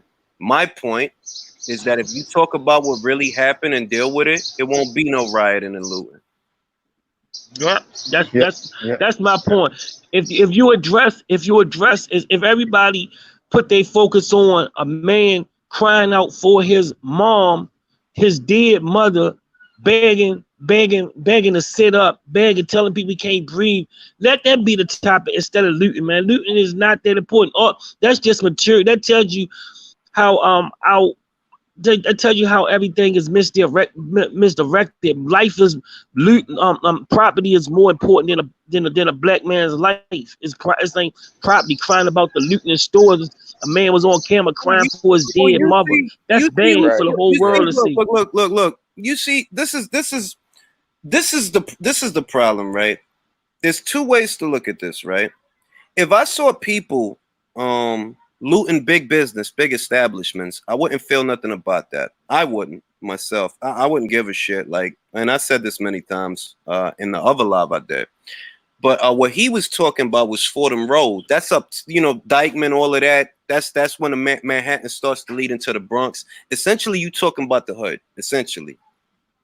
And when you already see that the deck is stacked against you, that the system works a certain way, the last thing you should do is tear down your own shit. Now, if you go to 42nd Street and you want to tear that shit up, that makes sense to me because that's where the money at. Go tear But they getting it too. Everybody's getting this. It's people going on luxury car lots, taking out luxury. I seen just seen people. that in LA. I seen that in LA. Niggas, I think they niggas are still in luxury cars. It's going to be casualties, and it's going to be casualties in war. It's going to be casualties. It's going to be casualties in war, man. War is not pretty, man. War is not for everybody. And the people that's complaining. No, Wood. That's why I called it anarchy, because that's what it is. It's anarchy. It's going to be casualties in war, man. But it's necessary, man. It's necessary. Yes, it's necessary. It's a necessary evil. I don't doubt that for a second. Why? Anybody that knows history has seen this shit happen 1,000 times already. It's happened before. It will happen again. And as long as power is not distributed evenly between government and people, it's going to continue to happen. It's going to be there. And the people that want change should know why people doing it. Should know why people doing this. It's not to hurt people. It's not to hurt the small businesses. It's for change. People crying out for change. And the only way you're going to have change. The only way you gonna have change is you get out there and you fuck some shit up. It's obviously that these people don't care about kneeling and sitting down talking and trying to change laws. The only thing they care about is life and property. Yeah, because if it wasn't for this, I'm gonna say it in plain fucking English. If this shit hadn't gotten to this point, them fucking cops would not be getting prosecuted. They wouldn't. Nope. They wouldn't. That's a given, bro. That is and anybody that want to be coy and naive about the shit, all right, well, go waste somebody else's time, because I know in my heart, if this shit wasn't happening, them dudes would be free. They would be free. They would have got away with it. But because this got the whole world's attention, yo, we gotta give y'all forward to them. We gotta get a public what they want. We have to. It might be going away. It might be going away for 20, and it might be going away for 20, 25 years on top of that. Yeah, because they upgraded the shit from Man 3 to Man 2, I think it is. They upgraded it to manslaughter in the second degree, I think it was. At first, they tried to hit him with Man 3, and I seen they hit him with Man 2, even though I think that's a homo case, bro. That's first degree all the way, bro. That's a homo. When you did that shit, that's premeditated. All right, if it's premeditated, if you was doing that shit and you knew why you was doing that shit and you knew you was gonna do that shit, all right, that's homo, bro. That's fuck, man. That's homo, bro. Yep. Shit gotta change, man. This shit is crazy, man. Shit crazy out here. Change is happening, because this is the most I've seen all white protesters ever.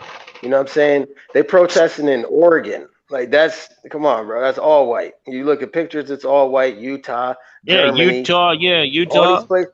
So that's how I know it's actually change happening. When the majority of the population in this country is also sick and tired of it and have seen it. Santa Monica, they getting busy. They getting busy in Santa Monica, California. Right. So that's how I know change is actually going to happen this time around. I want to ask Wood. What you thought about when Wilder barked on Raheem, and what did you think about the video that he put out recently? What'd you think about that? You know what I think, but I think Wilder is a terrible boxer to make a whole lot of excuses. But the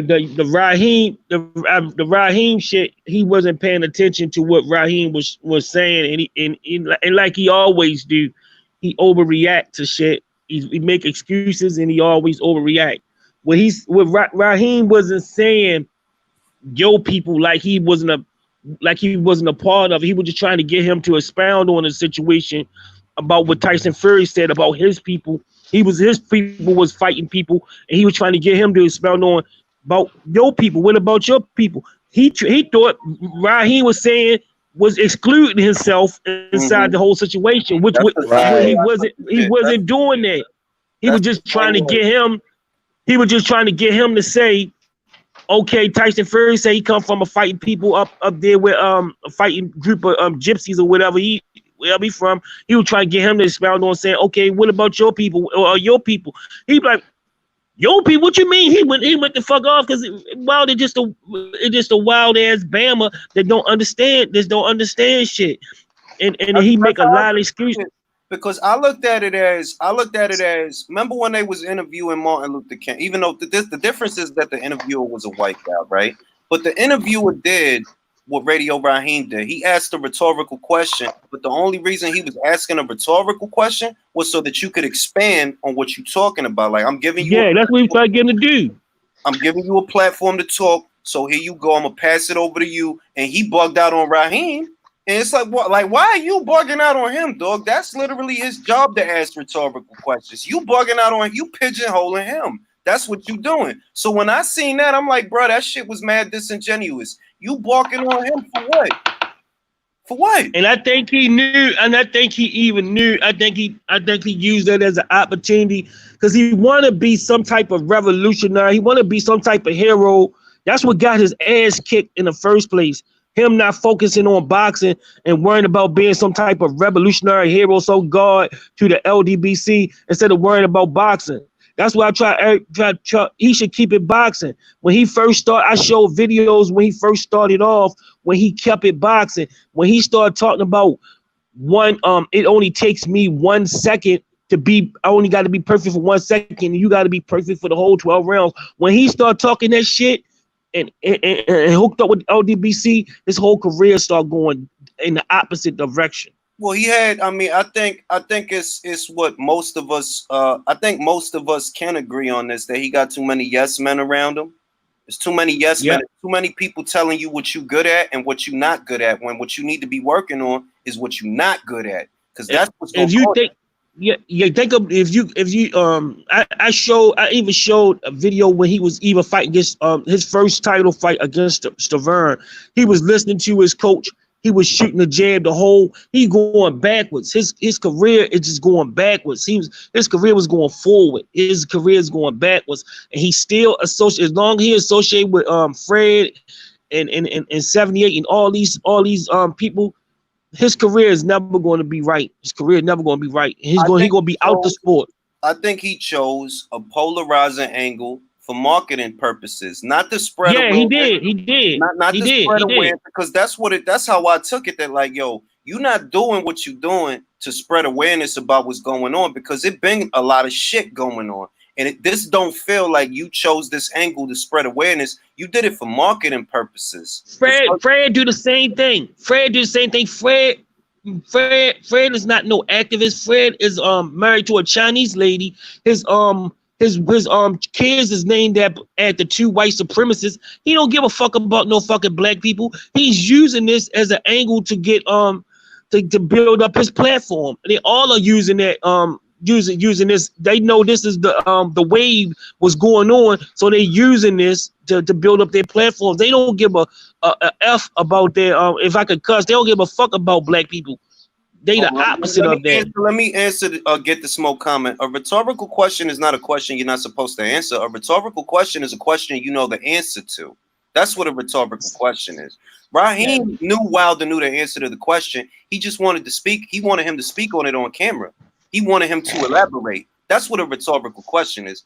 Look, Wilder knew exactly what was going on. People think Wilder's some wild country Bama that don't understand the English language because he's some from the backwoods. Wilder know what's going on, man. He's an opportunist. He's an opportunist, and I always felt he took that as an opportunity to belittle a member of the media because that was easy. What would have been difficult would have been like, I decline the invitation to the Oval Office because this president is propagating division in the country. That's difficult. It's easy to sit there and bark at a YouTube journalist, bro. That's what you did. That's easy. It was an act, and he's still using it, and he's still using it. And he's still using it to this day. He's still using the same. He's still using that T-shirts. If you wanted to know if it's opportunism, he's selling T-shirts with the shit written on it. You see what I'm saying? So yeah, it's as soon as he said that. Why a couple of weeks later it was T-shirts with that shit printed on it? Like, bro, you trying to sell? Not T-shirt. It was a store. It was a store dedicated to the shit. He done got a store dedicated to this day. It's a store dedicated coffee mugs, keychains, whatever. To this day, he got to this day diapers out there for babies and shit. I shit on his comments. What? But it's true though. Like, yo, like, dog, you trying to sell t-shirts and hats and hot dogs, bro. That's what you doing. Like, you think I can't see that? Like, you not really trying to spread awareness, bro. Like, you not. It's any time. I don't think Let's- Raheem made a can I- dime. I don't think let- Raheem made a dime real off of quick. it. Can I make a counter argument to that? And then, Yeah. this is just me playing devil's advocate, right? So, okay, how can we tell a black man when and where he should feel like he has to stand up to speak for injustices?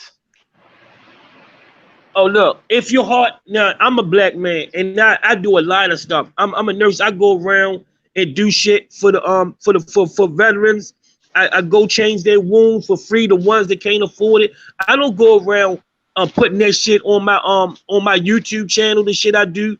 I don't go around doing that shit. You do that shit from your heart, and if it bleeds out into the public and people see it, then they see it. Once you go out there and have cameras following you and you doing shit just for the camera, like Fred and some of these people doing, then it's not really from the heart. It's not real. It's not real. Yeah, because it's a good that's a good question. You know, when is the appropriate time? But at the end of the day, it boils When it's from your heart, and then people see it, they see it.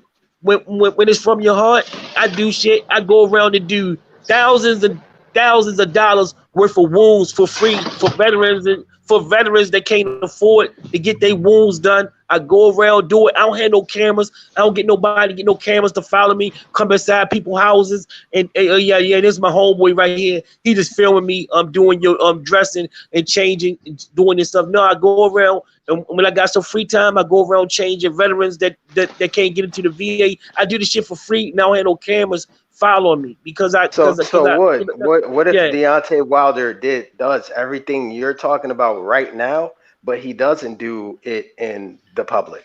but now we speculating because we superimposing it. We add into what we already know by speculating. When here's what we know. He said what he said to Raheem. Shortly after that, they were selling t-shirts with that shit written on it. Now you could say that selling t-shirts, for example, with a slogan on them is not the end of the world if the t-shirts are going to a cause that either raises awareness or funds something that's conducive towards the solution. Now, if you selling t-shirts so you could get your bank up, all right, then you exploiting the situation. If I'm selling, like, for example, if I'm against police brutality, right, and I come up with a t-shirt that got a slogan on it, so long as the proceeds of that t-shirt go to that cause, then I'm not exploiting the situation because it's not personal gain. But if it's just, oh, well, I'm selling some t-shirts to get some money, all right, then I'm exploiting the situation. How am I not? I think it was just one of those opportunities. I think it was just one of those opportunities when a light bulb went up in his head, and he seen the opportunity to make some money, and he been walking this black superhero shit. He's a god and he's all this shit. He's been walking around making money off this shit the whole fucking time. Now he's to the point where it's interfering with his damn boxing career. He's walking up with some weird demonic suit, and he can't even live the fact that he lost to a white motherfucker. He can't even live up to the fact that he lost to a white man. He got his ass kicked by a white man. He can't even say it. He got to make excuses. I'm gonna say something. The only reason that has become a splinter in his ass, it's not because of the situation. It's because of the headspace that he in. Like, it's your headspace, bro. You a boxer. You lost a boxing match. That's the only thing that happened. That's it. Yeah, and he can't even say it because he trying to live this image so much. He got to make excuses and make himself look stupid because he lost to a white man. Because he living. If he just would have stayed normal and kept boxing, it would have never been all this dumb shit. He the one in his stupid ass group of motherfuckers he with turned into this. I'm gonna give you an example, right? Look at the Joshua situation, right? Now you see Joshua, you see the physique that the dude got, that he a world champion, unified world champion. You lost to a little tubby dude that need a Planet Fitness membership, right? That's who you lost to, bro. All right? But that shit didn't bother him. I'm gonna get that back. I ain't worried about it. After the dude lost the fight, I ain't worried about that. I lost. He beat me. I lost. I'm gonna get it back. That's how you supposed to handle that. That's all that happened. Yeah. I'm a boxer. He beat me, and in the second fight, I'm gonna get that back, and that's what happened. Easy peasy. If Joshua had a weak mind like Deontay Wilder and interacted with a weird group of derelicts like the LDBC, he would have been making excuses. He would have, if he was fucking around with a bunch of degenerates like the LDBC, he would have been making excuses and talking up all kind of shit. But since he's a normal motherfucker, he don't have to lie. I lost this, and the next time I get his ass back, like you said. That's it, because that's all it really is. Like, look, he got me in this fight, but we gonna have a third because I got a rematch clause. I ain't gonna tell y'all a lot. I ain't gonna sit here talking about the shit. He won the fucking fight. All credit to him. When we fight again, I'm gonna put him in the hospital. That's it. That's all. That would have been it. No fuss, no muss, no bullshit, no nothing. He got me this time. The next time we go at it, I'm putting Tyson Fury in the hospital. And that would have been enough. Nah, my legs, I was a zombie. Snakes in the grass. Like, bro, ain't none of that shit gonna take the L off your record. I've been saying this nigga. I've been saying he's a bad. Been saying he's not no role model. He's talking about killing people and he making excuses. Nobody don't want to be looking up to somebody that's intentionally going out there trying to kill somebody in a fucking sporting event, and then when he lose, make excuses. That's not no role model for no little black kid to want to be like. He's the opposite. Or the situation with Brazil and his brother, right? I mean, kidnapping Brazil's kids and what he did to his wife. I mean, that's not really role model. He's not a role model. He's not a role model. He's not a role model for no little kids to look up to, black or white. Talking about killing people on an everyday basis, talking about killing people in a sporting event. That's not nothing for no kids to look up to. That's criminal. That's criminal mindset, man. He is nothing for a little kid. He's not no fucking role model. Ain't no hero. I'm gonna let D get in on this. I'm gonna let D. What you think about it? Hey man, I think at a certain level, I get why people coming at Wilder, right? Sure. But I think sometimes, like, a lot of these people need to take things into perspective about what's going on, right? All right, so Wilder can be who he is, but I think people losing perspective on what he's speaking about. Because regardless of what we say about Wilder, him being fake, him being this, him being that, like, man, we still got this issue in this country with what's going on. And I feel like anybody with like in a celebrity status, anyone that could use their voice to speak on this, man, fuck all that bullshit about they fake and this and he lost the fight and all. Man, listen to what he's speaking on. And I think people losing perspective of that, because what's more important, that Wilder's a fucking idiot, or that we got this fucking police brutality and all this dumb shit happening? Like, you know what I mean? That's what I was saying before, D. That's the point. That's the angle I was coming at before. Right. Like, yeah, and you know me, D. Me, you, and Ring IQ. I know Ring especially. We don't like Wilder. Like, in the ring, I think he's trash. But what he's saying in the messages, I think is good. You know what I mean? To me, it makes sense, and I like it. You know what I'm saying? So I'm not mad at it. But you know, Ring IQ has very good points, though. What I'm gonna say is, I don't think he real with this shit. I'm Would go after me. This what I'm gonna say, right? This is what I'm gonna say. The reason that it strikes a chord, right, is because it looks like opportunism to me. It looked like, yo, you don't really mean that shit. You just taking this as an opportunity to promote yourself, and that's to some people. To some, they're gonna be appalled by that, because it's like, bro, like. Cut it out, dog. Cut it out. Like you fake as fuck, bro. You just trying to capitalize off this shit, and that's going to irritate you when you know the gravity of the situation. They're like, bro, you like an ambulance chaser. It's like a fucking injury attorney. You don't care about them people injuries. You just using that as an opportunity to get money. That's what you're doing. That's a fact.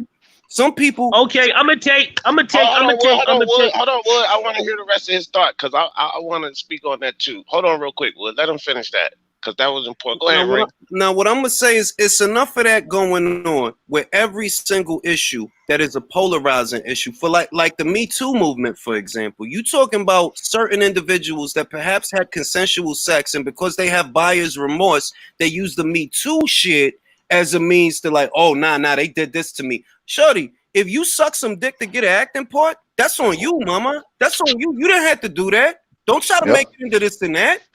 Right. On that premise, they came at the Cosby. Them bros know damn good and well. You was trying to give up the cootie. That's what that was. And you just trying to use this as an opportunity to make money. That's the way that people exploit issues to their own benefit, their own personal gain. So it's not really about what you're saying it's about. It's just you trying to get money. So when I see Wilder doing it, I'm going to be appalled by that. Like, yo, dog, why don't you cut it out, dog? Why don't you seriously get the fuck out of here? But that goes back to the point of like when can we tell a black man when he should feel that there's injustice enough to speak up? We can't. Right. So we can't. Right. But no point in if he real about it. If he real. At no point in time is anyone here proposing that Deontay Wilder has to get a green light to say what the fuck. He can say whatever the fuck he wants, whenever the fuck he wants to say it. Facts. I could react to it whenever the fuck I want, whenever the fuck I want to react to it. It's causality. Listen. Okay, look, let me share this with you guys right quick. Whoever that was, I'm gonna let you go. I just want to share this. Like, I always come with perspective. Unbiased know how I am, right? Like, a lot of times in these discussions, I don't come to negate or debunk what someone else say. I'm just offering another perspective here, okay? So when we look at, and I don't want to take this too deep, but when we look at the powers to be, basically what's going on in this country, they utilize racism to mask the fact that they're turning this country into a socialistic country. But they keep the racism in our face so that we focus on that. And my thing is with this Wilder situation, Wilder's full of shit. This ain't no secret. But like with Floyd Mayweather with the 89,000, you got to question that.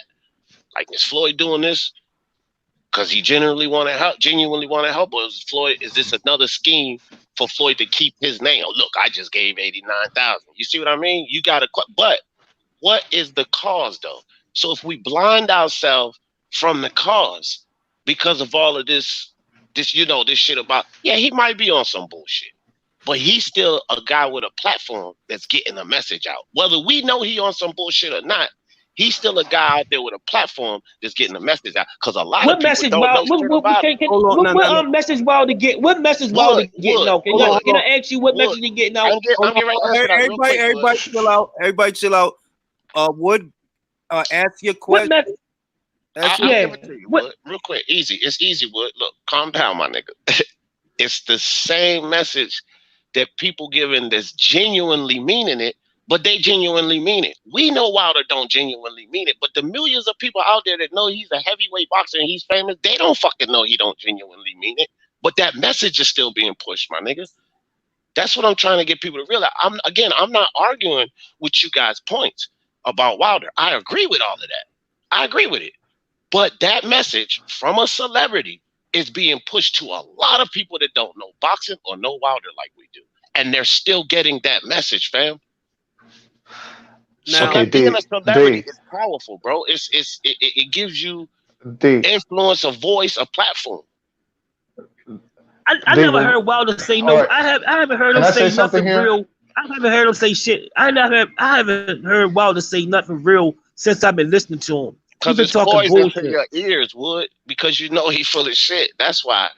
Just listen to the words. I get what you're saying, D. You saying it's for a greater good, and even though he's full of shit, it's for a greater good. But what I'm saying is that the same way that he is free to be full of shit is the same way that I'm free to say you're full of shit. When Sandra Bland died, and she was killed, let's call it what it is. She was killed.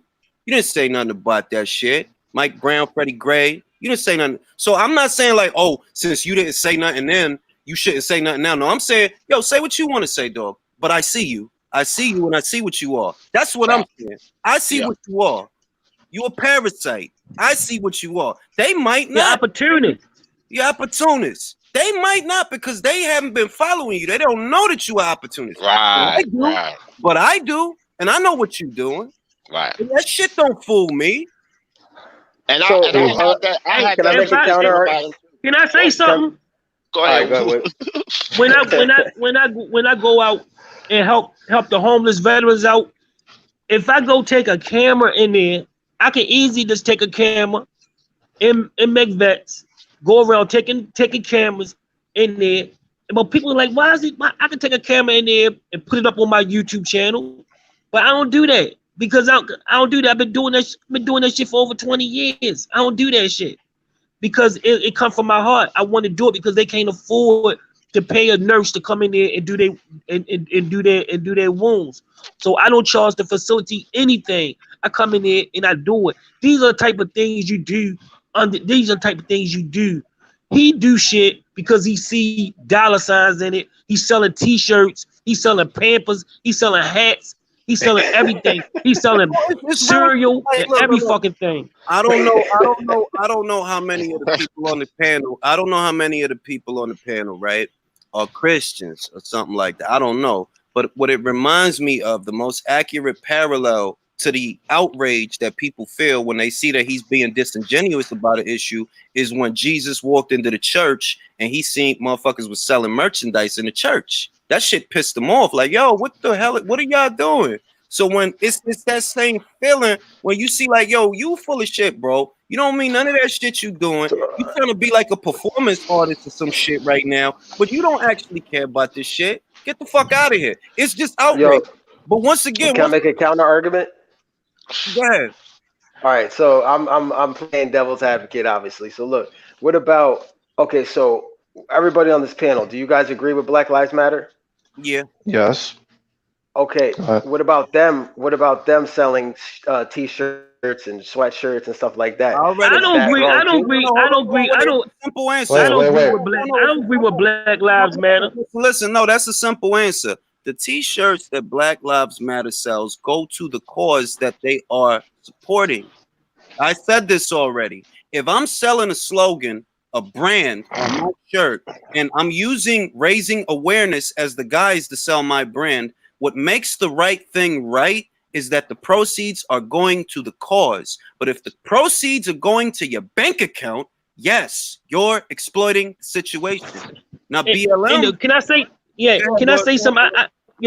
The real people that started Black Lives Matter in St. Louis was a group of people, and they started it. Their movement got hijacked and taken over. They not the original people. These people that run it now are a bunch of wild homosexuals. I'm not saying that they not doing a good job or whatever, but the real people that started this somewhere in St. Louis, in St. Louis, Soros, and they right? and they don't get no credit for it. But they started it. Let's replace what the stimuli is, all right? Let's say I make T-shirts about stray dogs, and I be getting people to buy my T-shirts because of the stray dogs, when in all actuality, the money that I'm making off the T-shirts is not going to help and rescue stray dogs. That's profiteering. That is exploiting the situation. So change the issue, make it about police brutality and systemic racism in America. If I'm selling T-shirts on that premise, unless that money is somehow going to a cause that either raises awareness or combats the problem, it is profiteering. So if you got till this day written on a T-shirt, what I'm curious to know is what organization or what solution does the money from that go to? Because if it's just going to you, all right, then you're exploiting the situation. Simple. Right. Listen, I'm looking for until this day a Saturday morning cartoon to come out soon.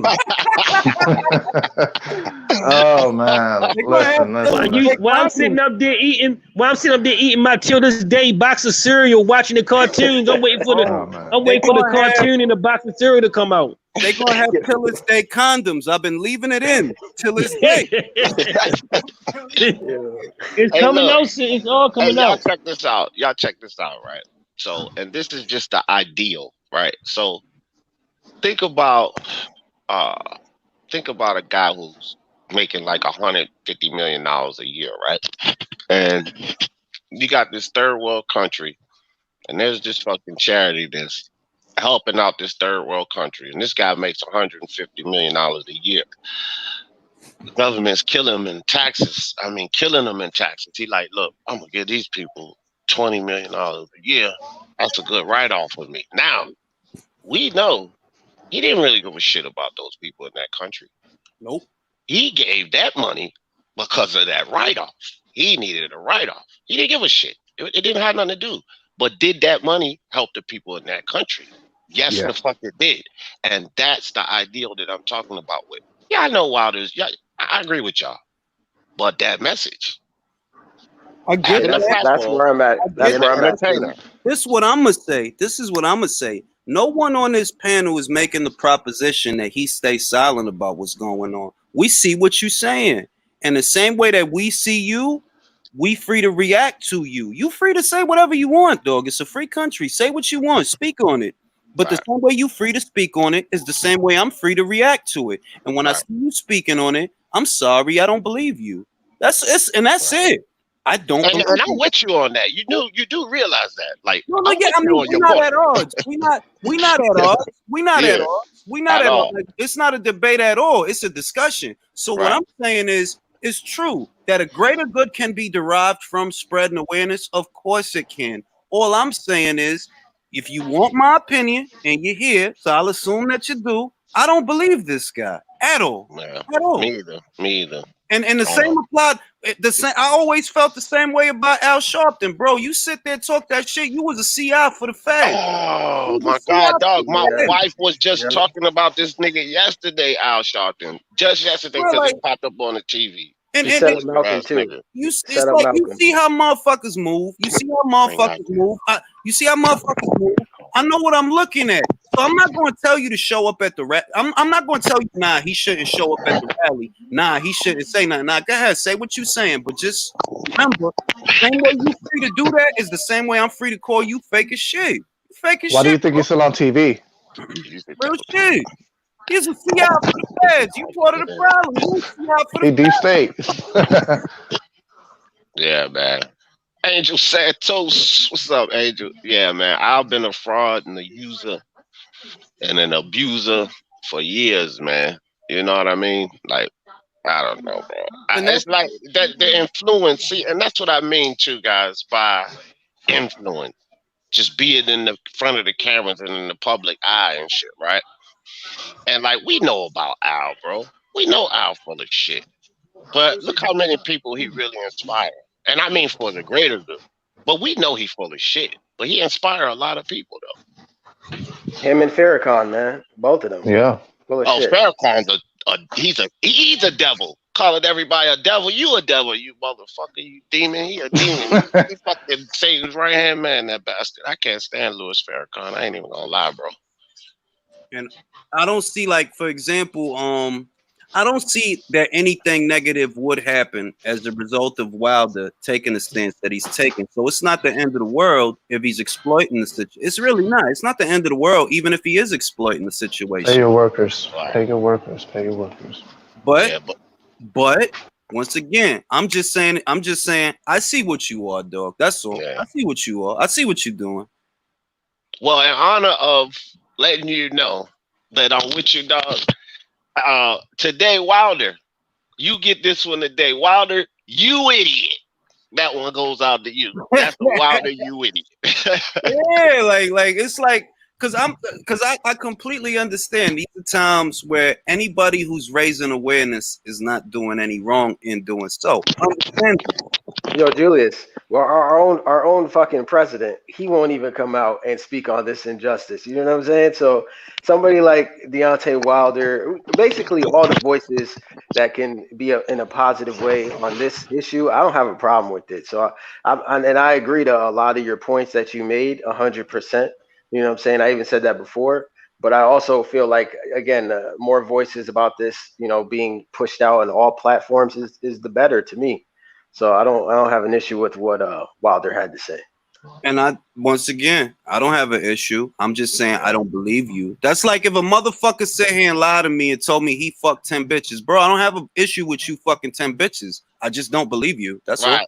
Like Will Chamberlain. I don't have an issue with you fucking 10,000 bitches, but with all the basketball you played, I don't believe you, bro. There you go. That's what I'm You know what I'm saying? I don't believe you, dog.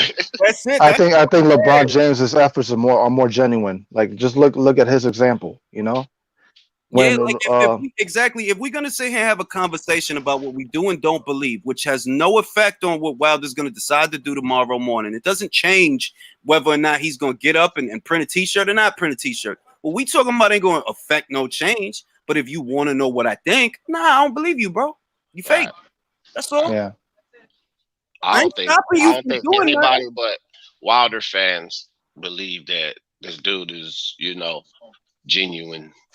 Bro, again, it's a combination of so many things with Wilder coming out with this shit. It's like a lot of the shit you said, saving face, bringing himself back because he just took that horrible loss. I think all of those things are motives, and the least motive is actually what's going on in the world right now. It was just the opportune time for him to come out and accomplish all of those other things. And yeah, I'll take care of that too. But that was like the minimal part of what he was doing. Yeah, like to me, it's like you just the right shit happened at the right time, and you getting on this joint, right? The way I look at it is, all right, well, you getting on this joint and you release this poem and shit because you trying to get people to buy the third fight. That's how I look at it. Like, bro, look, it's a con job, man. Shelly Finkel is a con artist, man. Yeah. Hey, hold up, dog. Now, Yo, can we flame this dude in the chat crowd, Brett? Because I'm reading his comments, bro, and he's just trying. He's basically, he got to get him too. But let me catch this 80s baby real quick. This won't take long. 80s baby. What does LeBron do besides talk? Dog, let me tell you something. I do basketball, and there's a lot of shit that LeBron do considering the NBA that I don't respect. But outside of the NBA and the things that he do for charity, and I'm living right here in Ohio, dog, do your research before you take a charge with him like that. Because that dude does a hell of a lot outside of the community. But if you pay attention to what we're talking about right here, the reason that you will make a statement like that is because LeBron does so much, but he don't fucking publicize it for recognition and stuff. But he does a lot, bro. A hell of a lot. So you need to research that before you charge LeBron with that. I'm gonna tell you motherfucking one thing. I'm gonna tell you motherfuckers one thing about Braun. All right. Braun. Tell him. Yeah. Hold on, motherfuckers. Braun team Capricorn, like Muhammad Ali. All right. Like motherfucking Joe Frazier, George Foreman, Floyd Patterson. All right. David Lemieux. All right. He team Capricorn, man. We're real nice fucking people, dog. We're genuinely nice people. I think Jesus was a Capricorn. That's been debated. Yeah, yeah, bro. As far as I know, his birthday is the day after mine. That's all I'm saying. Nah. He does a lot in the community, and he doesn't things that's not publicized like that.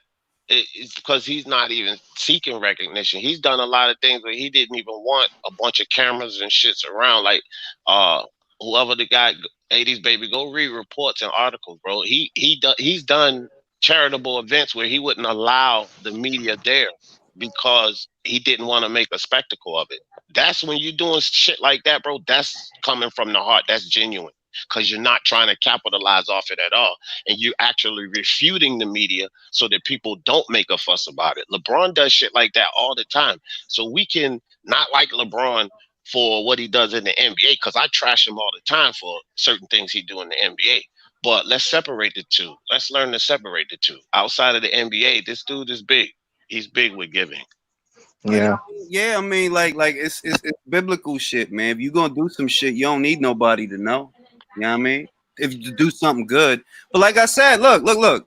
What Wilder does is Wilder's prerogative. What Wilder says is Wilder's prerogative. Whatever the fuck he decides to eat for breakfast is Wilder's prerogative. He can do what he wants the same way we can think what we want as a result of that. None of us are gonna stop him from printing T-shirts, right? We ain't trying to stop him from printing T-shirts, are we? No. No. I'm not gonna No. go up to your shop and stand in front of it and tell people don't buy that shit. He's exploiting the situation. I'm not gonna do all that. I'm just saying if I look at what you're doing and I look at who it's coming from, I just feel you're exploiting the situation. And I am entitled to feel that way the same way you're entitled to do what you want. Do as you wish. Yeah. I don't believe you. That's all. Yeah. I don't believe you. Hey, Ring, I'm about to bounce, man. I appreciate you for having me on. Great discussion as usual, man. These type of talks, man, is needed, especially for people of all walks of life, just to Right. see everybody else's viewpoints. You know what I'm saying? Coming out all different type of angles. That's why I tried to do today. You know what I'm saying? So you can see it from a different perspective. And also your perspective was on point too. And I agree with a lot of your points. Shout out to everybody on the Yeah. panel and in the chat, man. Thanks for having me on. All right, I'm biased. Like for example, I'm gonna give you another example, D. I seen Showtime. I'm gonna say I'm not gonna put DC and Marvel on it because just little things that they did in the past that indicated to me that they were for a progressive movement before it became a trendy thing to do. But I think I seen Nike. I seen a lot of big companies decide to speak on it now all of a sudden. Do I believe them? No, I do not. I believe that you're trying to create an influx of revenue by attaching yourself to this situation. I don't believe y'all either. I don't believe y'all. That's a fact, bro. Because a bunch of articles. See, Julius, you like me, bro. We always fucking read and shit. I don't watch TV. I read a lot. So, an article came out about 5 major corporations coming out and saying we stand with the protesters. Mhm. And that's a prime example of what Jay talking about right now. These fucking corporations are part of the problem. You think they really stand with the protesters? No, they just came out publicly and said that for opportunity. Yeah. I can understand. Yeah, I'm sorry, but I can understand why people are cynical of Black Lives Matter, because the term Black Lives Matter has become, a brand now. You see Coca-Cola doing, they see Samsung, it's like, it makes you think, are they doing it to make a buck out of this? Because it's Yeah. really sickening, Look, I'm or gonna do put they it really this way. care? Because if you're gonna show some empathy towards the movement and what's going on in this issue, you got to show it. You got to exemplify that by donating to causes to help improving people's lives. You're a corporation. You make way more than the entire population. Now I'm gonna say something, and then I'm gonna pass it to Mark because Mark didn't get a chance to talk yet. This is what I'm gonna say, right? When I look at these big companies, these big networks, big channels saying that they're in support of the protesters, just like D said, it's for the greater good, and I accept that you know what, it's for the greater good because I've never seen this before. I've literally in 37 years of life have never seen this before, so it's good. It's in the right direction. But do I believe your intentions? No, not really. I just think you're attaching yourself to this situation because you don't want to be on the other side of this fence. You don't want to be on you don't want to be on the wrong side of history. So you're doing what you got to do to make sure that you're not. You could have did things 1,000 fucking times to help stop this shit. You didn't. Now it's grown out of proportion, and you're seeing how many people are tired of it. You don't want to be on the wrong side of history. That's what I look at it as. Right, we're criticizing Wilder for the timing of it. It's like, you have all this time, all these things that happened, in the past 6 years, and nothing. I don't see it. It's like you're just jumping on and riding the wave, That's what And I wouldn't be surprised if he's influenced by the LDBC to do this, because I look at 78 Sports, Barbershop as race hustlers, because it's they're using this, yeah. What up, Mark? Yo, what's happening, fellas? How's everybody keeping? All right. All right, Mark, how do you view this situation? Do you believe that Wilder's sentiments are coming from a genuine place, or do you believe, like some of us, not all of us, but some of us, believe that he's just exploiting the situation for personal gain? Maybe a bit of both, but I look at it a little bit differently. I haven't seen a whole lot of people explaining exactly what the protests are about or whatever. But one thing I have seen, and the only person I've actually seen do it from my point of view, is Wilder. And he said something that was important for me, whether it's a message or not, that this isn't about black versus white, it's about black versus racism. And I All haven't right, all seen right. that. I haven't seen it anywhere else. And I mean, maybe it's because I'm not looking at the lower end stuff. But when a public figure who's more known says that, I see that. See, that's And my fucking otherwise, point. My I bad, Mark. hadn't seen that. A lot of people I know they automatically are going all lives matter instead of this life matter or that life matter or that life matter instead of it. It's not about a versus. It's about standing against racism. All right, now Mark, to your point, I want to add that before Wilder posted that, I actually did see that all over the place, everywhere. And on the signs at the protest, I saw that. You understand? Like from people that were at the protest, not myself, because where I'm at, it's relatively calm. Nothing's happened here. But I actually saw that as soon as people started marching. I saw But that you all over. you seen it. Yes, I You have. seen it. I have. Right. That's that great. that I exact didn't. phrasing. I've been on the ground. Yeah. But I didn't see it though. That's the See, thing. look, Yeah, look. honestly, you would probably have to listen to more black celebrities to hear it. Nah, look. Hold on. This is what I'm talking about. Okay.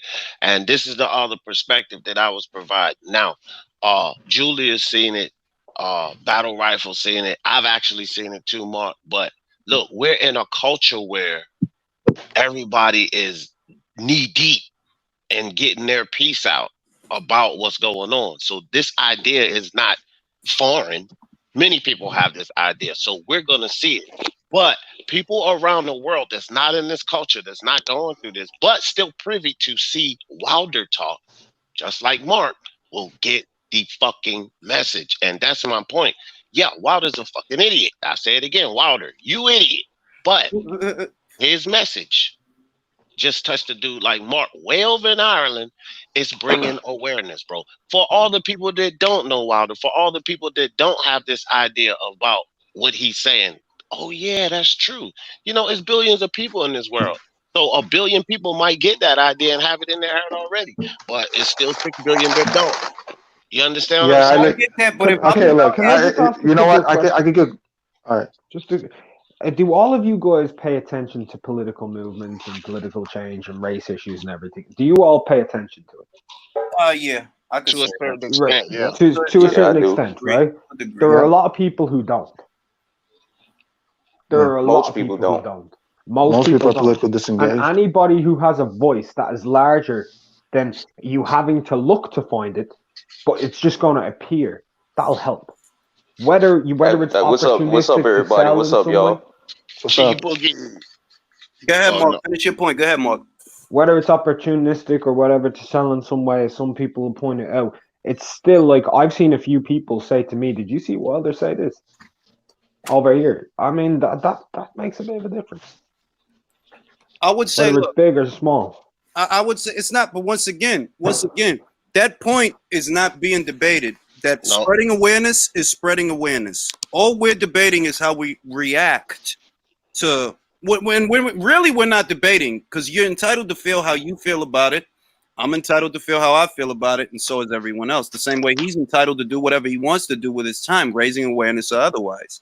The only thing I'm saying is when he does it, I don't feel it's coming from a genuine place. I view it as opportunism, even if it's I view it as a necessary evil. The same as the looting. I view it as a necessary evil. These people in these offices, these politicians, these lawmakers would not prosecute these guys if shit hadn't hit the fan.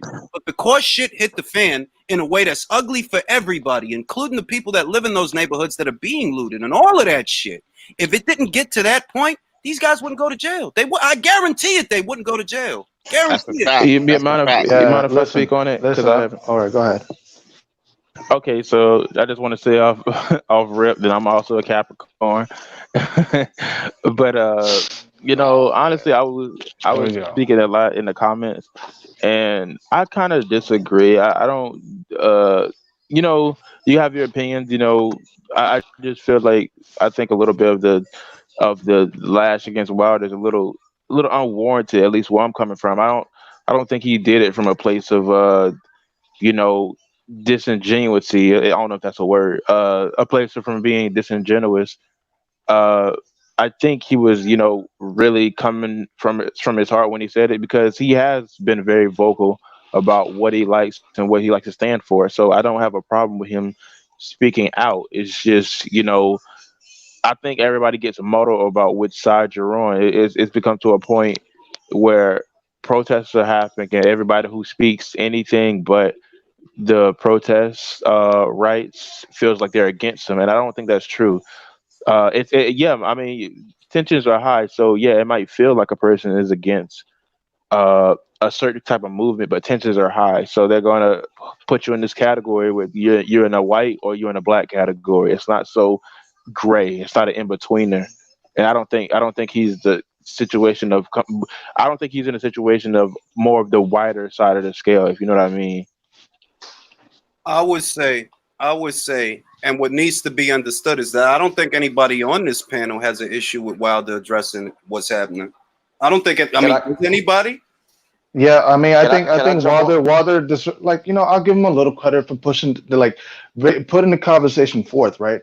It's just the thing is that Wilder is not articulate enough to expand on the issue that he's talking about, No, I mean, a lot of celebrities are not. I mean, they're just speaking around the topic. They should. The point I'm trying to make is it's not Wilder saying something. Oh, motherfucking Wilder shouldn't say shit. Ain't nobody saying that. Man, if can I say something real quick? I'm gonna come in and I ain't gonna be on here long. All right, go ahead. Hey, salute to everybody here. Yo, this is DeMarcus. Look, check it out, man. Look, a lot of these celebrities, they're being used. All right, like people need to really wake up and see what's going on. First of all, if people really want to make change, they will put up money for institutions. Yep. All right, not foundations, not charities. Charities and foundations are tax write-offs. I have several of those. You make money off those. Okay, anybody with real business knows that. Now, institutions are the reason why black men specifically are finishing 11th in the 10-man race. The reason why every other group of people have institutions. Now, you probably want to know, what is an institution? All right, institutions are what actually put senators, politicians, everybody in office, hedge funds. Those are a collective of people that put the money up. So when your girl called on you, the police come up because your girl called the police on you, and you always want to know why you go to jail first, that's because collectively women have put money up in institutions to fund attorneys, senators, politicians, even all the way up to the White House. Meanwhile, the black man has one foundation that is 60 to 70% funded by Caucasian, and that's the 100 Black Men Foundation Institute. So basically, that's why, black man, you have a public defender when you go to court, and everybody else doesn't. Because if and people want to talk about celebrities, if the celebrities really want to help, they'll put money up towards institutions, but they're not going to tell you that. They want us to put all of our energy towards a problem. And I'm going to say this. This might sound controversial. I don't care because it's the truth. You get 400 people dead every year, right? 400 from the police out of 440 million. That's 0.00. That's 0.1% of the population. Yet you see all these celebrities, all these people putting all their energy into a problem that's not even 1%. Like police brutality should be like 12th on the list of problems that we need to solve. It's way down there if you really pay attention. But see, brothers don't like math. They don't like numbers. They don't like to read. Those are the facts. If you look at math, if you have 40 million and you lose 400 from even if you wipe the police killings off the map, like they never killed another black man again, what about the other 99%? But they don't like talking about that because you immediately morph into a coon when you talk truth. Truth equals logic, and truth equals coon to the average black man. To your point, this is what I'm gonna say, right? Because I actually agree 100% that foundations and charities, I don't know, it's not that people don't benefit, all right? But at the end of the day, people that set up the charities benefit, sir. That's exactly. Who benefit. No. Not the people. Let me finish my point. Yes, sir. Go ahead, Rain. It's not that they don't do what they saying they're going to do, but my thing is those are not long-lasting solutions to problems. I believe it was Troy Troy Graham that came on here.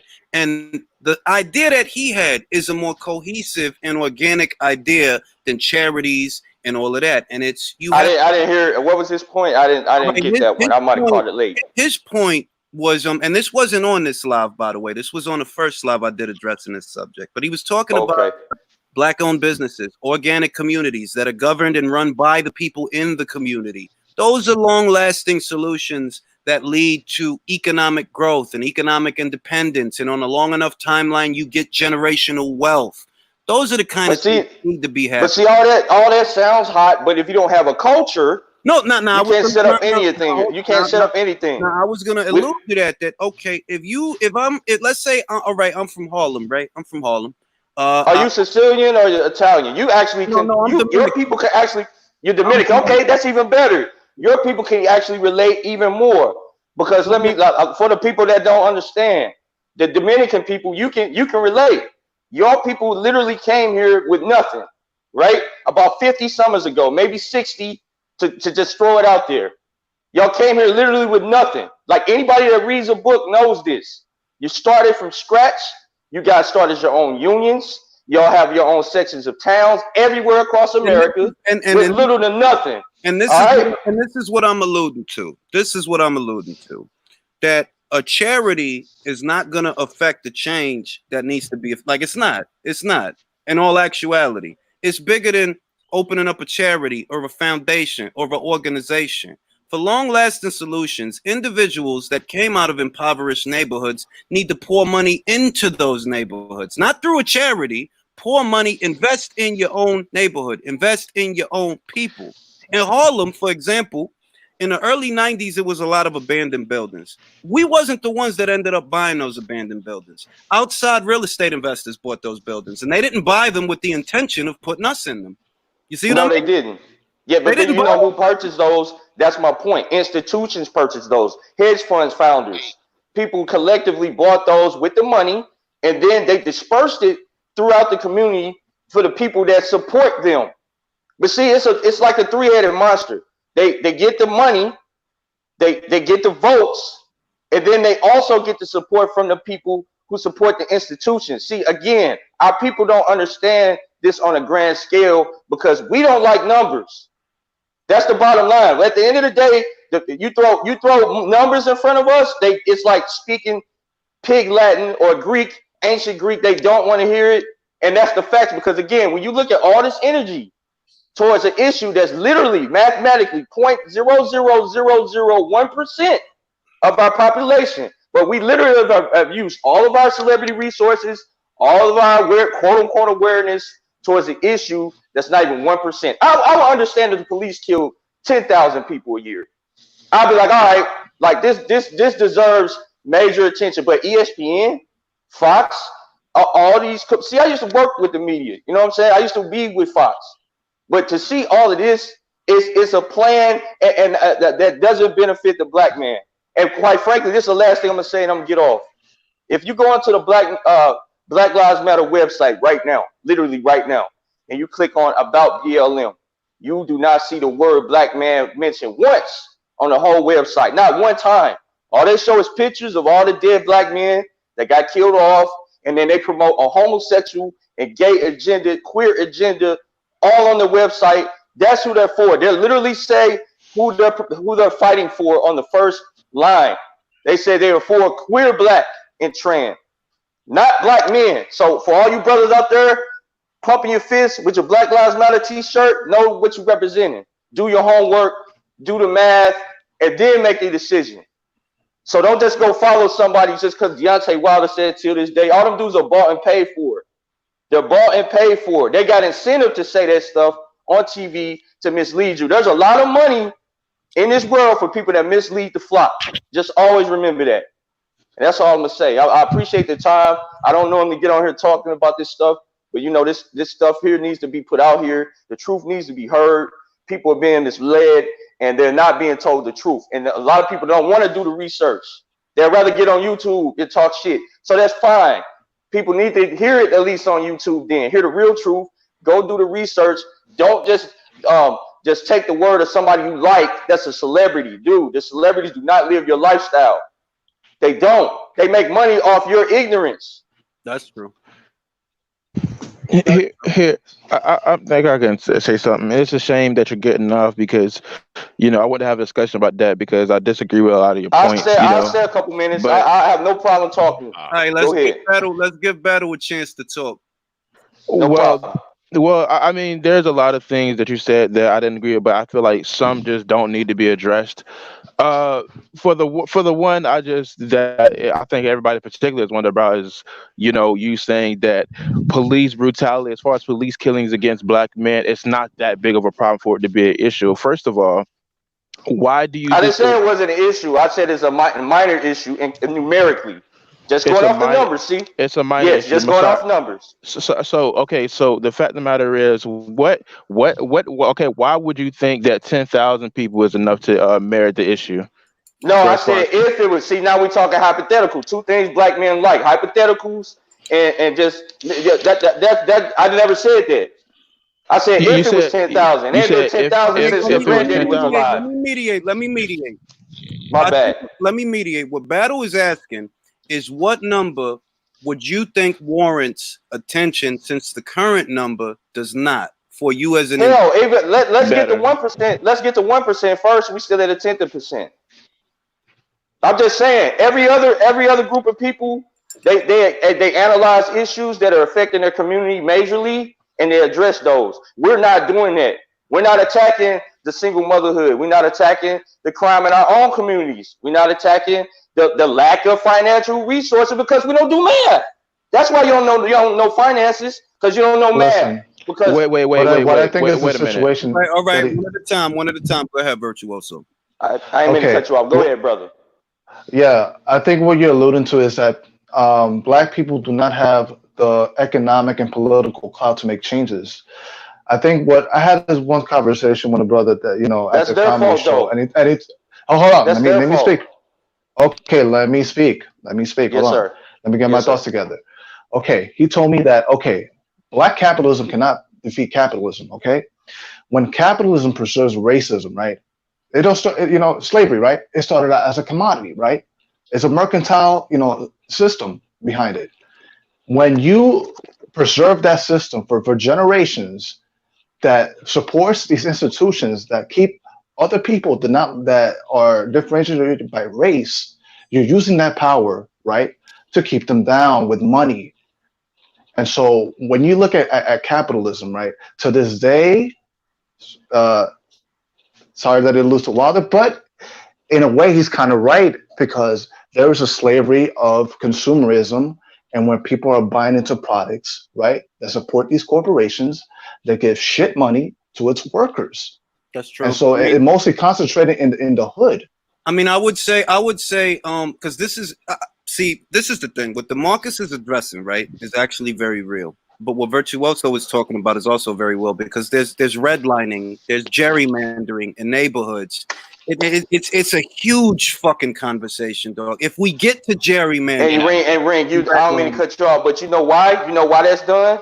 You know what that is? That's institutional racism, right? You know how you counter institutional racism with institutions. Yeah. So all them niggas on TV, like Wilder, Floyd, or just the common folk, instead of buying dumb shit.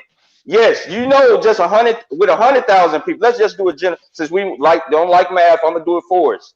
Let's say we just take 100,000 out of the 40 million people, and out of 100,000 people, they put $100 up. You know what that is? Let's see if anybody knows how much that is. You can just pick a cause to put the money towards.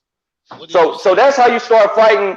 That's how you start fighting shit. We ain't talking about a whole lot of people. We talking about just 100,000 out of 40 million. But see, that shows the hypocrisy in our people. We'll get on the internet and tweet and fucking put a dumbass black screen on the goddamn Instagram. But we ain't gonna put no money up. Oh no, nigga, I ain't doing that. How do I know I'm gonna get my money back? Nigga, it's for your future. It's for your kids. And when you keep saying the capitalism, let me piggyback off of that, DeMarcus. Let me piggyback off of that because I actually agree with that. All right. At the end of the day, The reason we don't get real solutions is because we don't have real people. We don't have real freedom fighters.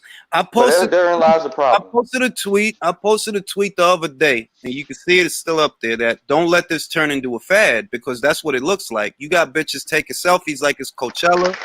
You got bitches taking selfies like it's a fucking festival, and it's not a festival. All the marching, It's not a game. all the marching and all the protesting is not a substitute for actual finance. All right, you have to hit them in the pocket. Me and my wife was talking about how Black Friday, when people should have been protesting H&M for that image. If it bothers you so much, then do not patronize that company. But Thank you. Exactly. people still patronize that company. So That's the hypocrisy. I see what DeMarcus is talking about. They're like, yeah, yo, it's a lot of half stepping. That's half stepping. They ain't even half stepping. The motherfuckers ain't even getting off the porch. Really? They're not even Here's my willing to thing. get off the fucking porch. Here's Yeah, One because these are the they same ain't even getting off companies. the porch. I would Yeah, these are the on- same companies that contribute to like that support the system of white supremacy that supports Donald Trump. You know, the Chick-fil-A's, the Man, McDonald's, they, you know, see, Home they try to Depot. link Trump. They try to link Trump to racism, like he the first, like he the godfather of racism. Y'all stick. That's another way y'all get misled. Y'all get And another misled. thing- Y'all talk about police, and then Joe Biden running against them. Can I say something? Like, come on. I Go want ahead, Battle. Go ahead. Battle. Go ahead, Battle. Go ahead, Battle. So I don't, if I'm being completely honest with myself, looking at politics and going through,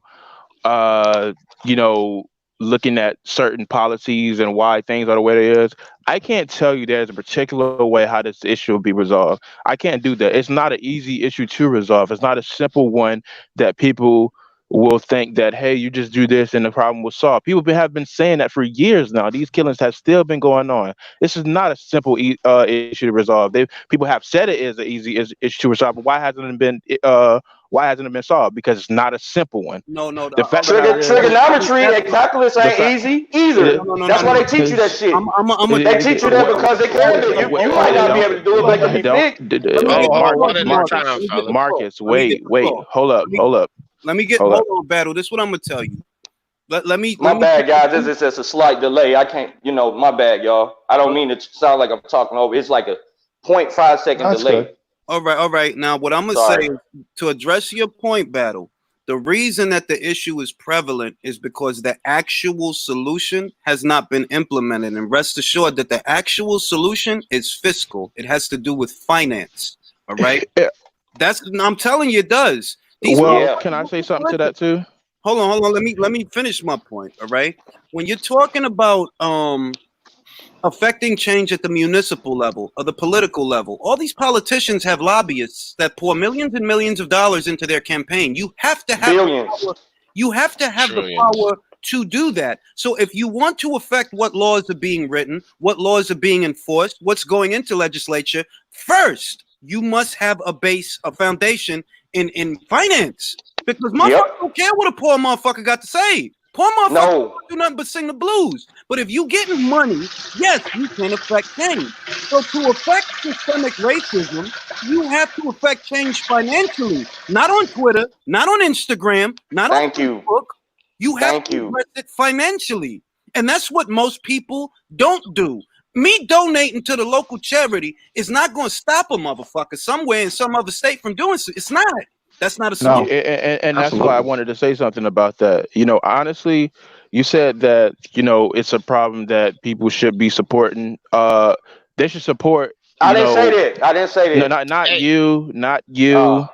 I'm talking about Ring IQ. Basically, you're saying that financially people should support the cause. I like, if I'm putting it like in a just a blanket for what you said, because I can't say word for word what you said. So the fact what of is the cause though? So what's the cause? I mean, to stop all these unlawful killings of black people. So buying a T-shirt and supporting a foundation, that's gonna stop. No. Don't put me in that category. Let me finish. Let me put it this way. Right. All right. You look at an illness, because I view it as an illness. It's the best parallel for everything. You have a fever. As a result of that fever, you got a runny nose. and you're spending more time on the runny nose than the fucking fever and what's causing it. What's causing the fever could be a bacterial infection, in which case what you need is amoxicillin, not just a handkerchief. But everybody's focusing on the handkerchief and the runny nose instead of the fucking amoxicillin, because that's what's going to take care of that runny nose. Well, good point. Good point. I'm not debating whether the fact that what you said that we should do. I think is more to it though, because he said. You remember what Wilder said? He said that it's not just a problem about racism. I think in my heart, genuinely in my heart, that it's not just a thing of racism. It is a fact of the matter of the policing system. It is so corrupt, and it's so to the point where police can get off doing just about anything and everything that there and is I agree with that. Look, Battle. let me say something right quick. Go ahead, D. Because I've been silent for a minute. Battle right. Salute, D. What's up, D? What's up with you, fam? What's good?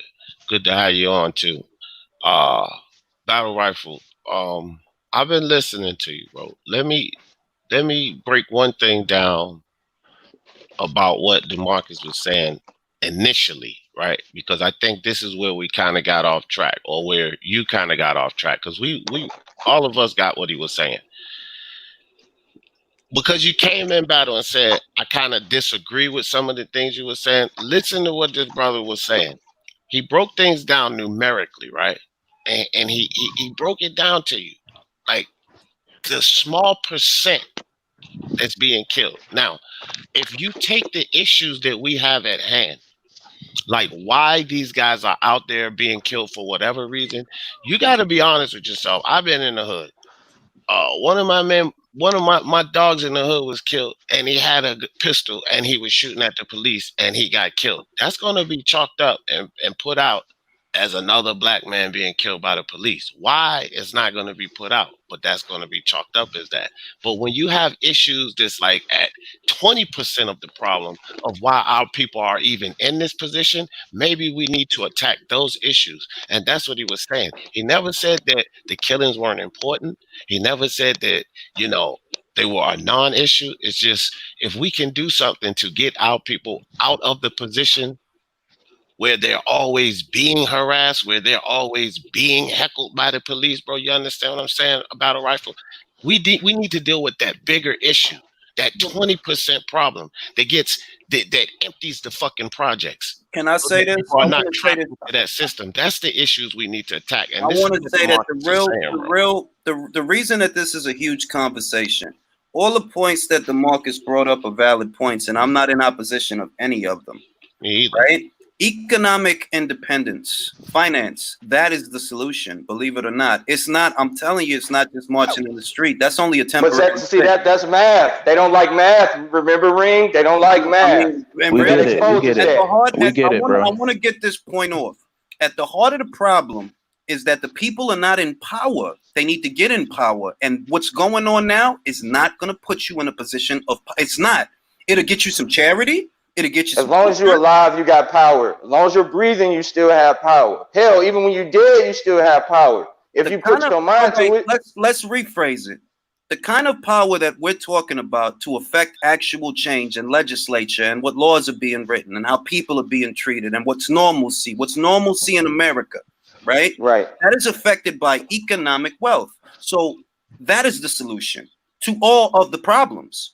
If we see that a certain group in America is treated particularly, we have to, in a particular way, by institutions, we have to attack the institutions. Why? Because that's going to trickle down into everything else, including police brutality. I can also say something too. Real quick, Battle Rifle. I wanted to say something to DeMarcus. DeMarcus, this one going straight to you, fam. All right, brother. Yes, sir. All right, so your energy and your passion for what you're talking about, I have a lot of respect and appreciate that, right? But I want to just share this perspective with you. Yes, sir. I think that all of us, Ring IQ and maybe not Battle Rifle, but we agree with what you're saying, and like your points are valid. Your energy that you come across with. Here's another issue that I want you to think about, and you're preaching it. The issue that so many people don't know, right? They don't do the math. They don't even have a clue of how to get to the things. Even if they learn the math, they don't even know what to calculate. This is how far behind a lot of our people are, right? And with your energy and your passion, one thing about African Americans, and I'm sure you understand this, they don't hold themselves accountable, and they don't like to be told that there's something they need to hold themselves accountable for. So, And that's how we end up in the hear me boat out, we're in. hear me out, hear me out. So with a guy like you, with your energy and your passion, understanding that our people are like that, reverse that energy. Instead of using that energy and that passion, telling them what they don't know, because I can accept it and respect it. And you can see my face. I am that. So I can accept it and respect it, right? The thing is that instead of charging them, teach them. Use that energy and that passion to teach them, because I've been doing. If I show my face, people already know who I am, and they'll know what I've been doing. I've been literally putting my money where my mouth is I feel you. for 20 plus years. My point is though. DeMarcus, point is though, let me get this across. Yeah. Across, right? I'm not. If I'm talking to you about a particular fighter, right, and I'm coming at you the wrong way, you're not even going to hear what I'm saying about the fighter. You understand me?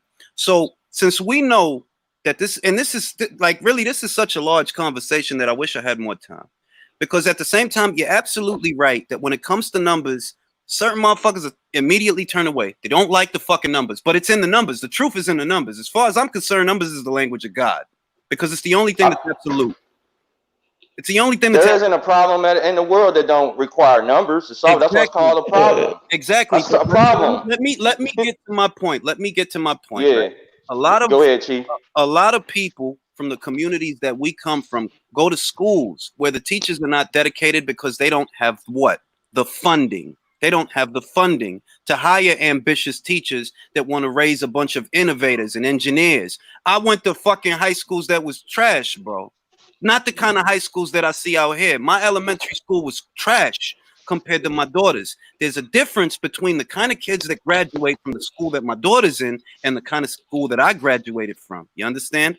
That immediately goes back to the problem with finance, funding, economic independence. It's all part of the same umbrella. So I understand when you say that the real issue at heart is money. Believe it or not, the real issue at heart is money. Change that, you change everything. But you got to. Well, it's not even the money; it's where the money's going. No, well, yeah. We can't no longer use the argument that we ain't getting money, because every time I look up, bitches is getting to the bag and niggas making it rain. So that argument was valid when niggas was wearing jerry curls and shit. But in 2020, everybody can get money. You can make $100,000 a year doing Uber. So get the fuck out of here. You got a driver's license. You can get to the bag. Here's my thing, though. Look, people keep. I mean, you're talking about a situation to where you keep saying like, oh, it's about the money. Okay, well, whatever. It's not just about the money. I never said that. No. I wasn't trying to. Battle's point. Let me just clarify. It's where the money's going, because the money will solve the problem. Now, go ahead. Okay, so here's my thing though. Like, we can talk about the money thing, but I mean, I'll speak on that a little later. I just want to get to a point where I think that, like, here's the problem. It's a simple situation. It's almost like giving a little kid, a math equation, and giving, say like, hey, he doesn't know how to solve it, so I give this question to another person. I'll give this math equation to another toddler. The fact of the matter is, since they can't solve the equation, they can't actually come to an agreement. It's just simply their mind hasn't developed enough to where they can solve they can solve a systematic issue. So if a 30-year-old man. No. I said if it's simple. It's like a. Okay, I'm sorry. I'm confusing people. It's like you giving a math equation. It's like you giving a math equation. Battle. Are you saying that people are given a problem that they're not adequately suited to solve? Is that what you're saying? Yeah. I'm sorry. It's like well, them niggas are dumb. They're dumb. Hold on. Wait. Let me speak. Dang. Like, I just want to say this. I understand both Battle and DeMarcus's points, but in order to combat this problem, one, you have to address that finance could solve this problem, but two, the institutions that DeMarcus is talking about directly affect finance, and the deck is stacked against certain individuals. For a long time, a black person couldn't get a loan. for a long time. Now times have changed. They have changed. That if you have the resolve, you can get it done. But we also have to acknowledge that that wasn't the case, and generation upon generation upon generation of children were founded in an environment that was against them. The institutions themselves were against them, and many of them still are. Many of them still are. All right. So it's not like it's all peasy, like it's all good now. Like, yeah, it's all good now. It wasn't good before, but it's all good now. No, they're still looking to exploit these people. AJ, you know another thing, bro, is that DeMarcus, like, I'm with you 100%, bro, and that's why I said before, like, I'm with all of y'all 100%. Yeah, but look, y'all all brothers. I want to speak on this institution thing because that's why I was silent and I wanted to hear what you had to say. I'm with him 100% on the institution, and it's not really a disagreement because in the end, what Jay is saying, you know, is correct as well. But the thing is, with the institution, what else is involved in that? As far as, you know, not only becoming financially free, because it will lead people to that, but the biggest problem in most minority communities, not just the African American community, most minority communities, the biggest problem is ignorance, bro. And so when you establish these institutions, you relieve them of their ignorance. Because even if they get the money, if they don't know how to exactly, you know, use it to make more money, then they're just going to lose it. So ignorance is the key. So when you establish these institutions that DeMarcus is talking about, then you relieve people of ignorance, and that's true freedom. When you relieve absolutely. Here's an example. Let's say I give DeMarcus $10,000. I'm pretty confident DeMarcus is going to turn that into more money. He's going to look for a way to turn that into more money, right?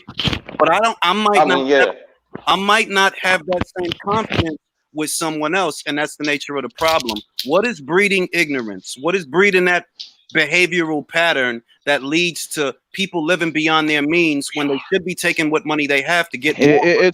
I mean, more people, like, okay, so when you look at other races, like, of course, there's causes that they can support, but the fact of the matter is, you're going to have a lot of black people that, you know, they get their money and they're going to want to spend it on themselves. I don't see necessarily them being hypocrites. It's just the fact of the matter is they didn't think there was a cause to support when they were coming up. So the fact of the matter is they spent on themselves. I don't see necessarily as them being ignorant. It's because it's the simple fact that most people will do it. The numbers. Hold up, battle. Hold on for a second, because this always happens, and I had to stop people on my live for the same thing. And black people, my people, always do this. They take the word ignorance as negativity. Hold on, listen. No, it just means not knowing. Listen. Ignorance definition. Look it up. Lack of knowledge of. So you don't take it as anything negative. If you have the lack of knowledge of finances, then you're ignorant to finances. And they there's people that are financially illiterate. Because if they go buy a shirt or a $500 shirt and a $80,000 car and jewelry, and they living in the fucking hood, they're ignorant of how to. Is that the equivalent of not supporting a cause, though? I said most rich people. Look, listen. It goes back to what DeMarcus said. You're taking away from the heart of the issue and the heart of the solution and focusing on the symptoms of an illness. You're focusing on the symptoms. Don't worry. Not necessarily, Ring IQ. He said a bunch of black men are making it rain. A lot of these chicks eating. So the fact of the matter is, what he got me believing is that a lot of the funds black people are making are not used to a particular cause. And I'm like, okay, so it's obvious. We don't have shit. What do we own? What do we have? See, what are you talking about? Like, where is our money going? Where is it going? Where is it going? Look. I explained earlier that I think it's just there are different causes. There's not just that one cause. So let me tell you something. I ain't gonna be. I'm about to head out. I'm gonna give you another number. Since black people don't like numbers, you do know out of all homeowners, not motherfuckers that's paying a mortgage, homeowners. See, I'm in real estate. I'm a landlord. I own over 28 properties. All right. Less than 1% of black people own homes. Yeah, I'm gonna say that shit. Matter of fact, how many people you know own more than one home cash, have the title in hand, sir? Now somebody is paying a mortgage. Somebody that has a free and clear property. You're Out of 40 focusing. million people, that ain't even a million. Ain't even half a million. You're Ain't even a quarter focusing. million. Wait, Demarcus, please, for the love of God, stop yelling, man. You almost worse than the one dude who got on here was drunk. Look, the fact of the matter Hey, but I'm is, speaking truth though. You can say what you look, want. Everything coming out my mouth is facts, sir. yeah, we get Everything. it. You like to yell. Everybody You chill, like to everybody yell. chill out. Here's All the right, thing. Battle, what are you trying to get across? What are you trying to get across, Battle? Cause I ain't about Okay, so emotions, brother. I ain't yeah, about the emotional shit. I know. I You just yell. spit You truth. yell. This is what you do. You yell My to Okay, get voice, your point okay, across. my voice Battle, scary, Battle, sir. I get can't your, help Not it. Battle, no. get That's your not point how I across. respect people. If you just yell over people, that's not how I respect I'm people. not trying to say, hey man, go So ahead and the make your fact point. that Ain't nothing yeah, personal, brother. Go yeah, ahead. It's all good. So I'm just Beautiful saying the Saturday day fact. out here in Florida. Yeah, I'm in Florida too. Yeah, All right, life is good. yeah, life is good. I'm saying the fact of the matter is, I think this is just another problem of, yeah, you said that the lack of knowledge and the money. Like I said, I agree with those points. It's just that the fact of the matter is, those are not the only points. It's not a simple issue to resolve. I don't say that I take your points at face value and says, no, that's not going to cut it. We need to do something else. No, you're taking the proper steps to helping the environment. It's going to get worse before it gets better. I just think it's I'm a trying to better. figure out what you disagree with me on. You keep agreeing with me on shit. What do you disagree with me on? Dude, what the fuck did I I just cut the say? fact. Get right to the point. I just told you I don't know the proper steps that's going to change it. I Okay, said so you I think don't it's. know either. You're ignorant to the Okay, shit. no, no. I All said right, You making there my are point. So now we're just turning Now each hold other on, down, hold man. on, Come hold on, on, hold man. on, hold See, on. what do you Yo, look, hold like? on. Let me Okay, so control this he's now joint You're for a not gonna second. reach your point across just Battle, by Battle, let me insulting the man. control this joint for a second. I'm not yeah, trying to insult him. That's a fact. See again, our people take words as negative. I just said ignorant to the fact. You're ignorant to the I fact. just said that. That's all I said. Now, And Okay, all see, right, our all right. people so see, damn Ring got emotional, cute. we can't What even I said. have diplomacy. Ring got cute. What I said was, you remember what I said? I said that I think there are more problems that need to be addressed, but the fact of the matter is, I don't know the proper solution to it. I said it's not a simple issue. I'm not saying that you should take what he said at face value and say those are not the issues at hand. We shouldn't worry about that. I didn't say that. I said it's a So, problem. I said there are other problems that need to be addressed, like the and policing issue. Battle, so you Battle, agree with Battle, me. So you Battle, did all Battle. this talking for Now, 20 hold on. minutes and you agreed to everything I said when I first got on. Chill. Now, That's all I said when I Yeah. first got on. Everybody chill. Now, Battle. Demarcus, To your point, well, Battle. I told you. Battle to your point. Battle to your point.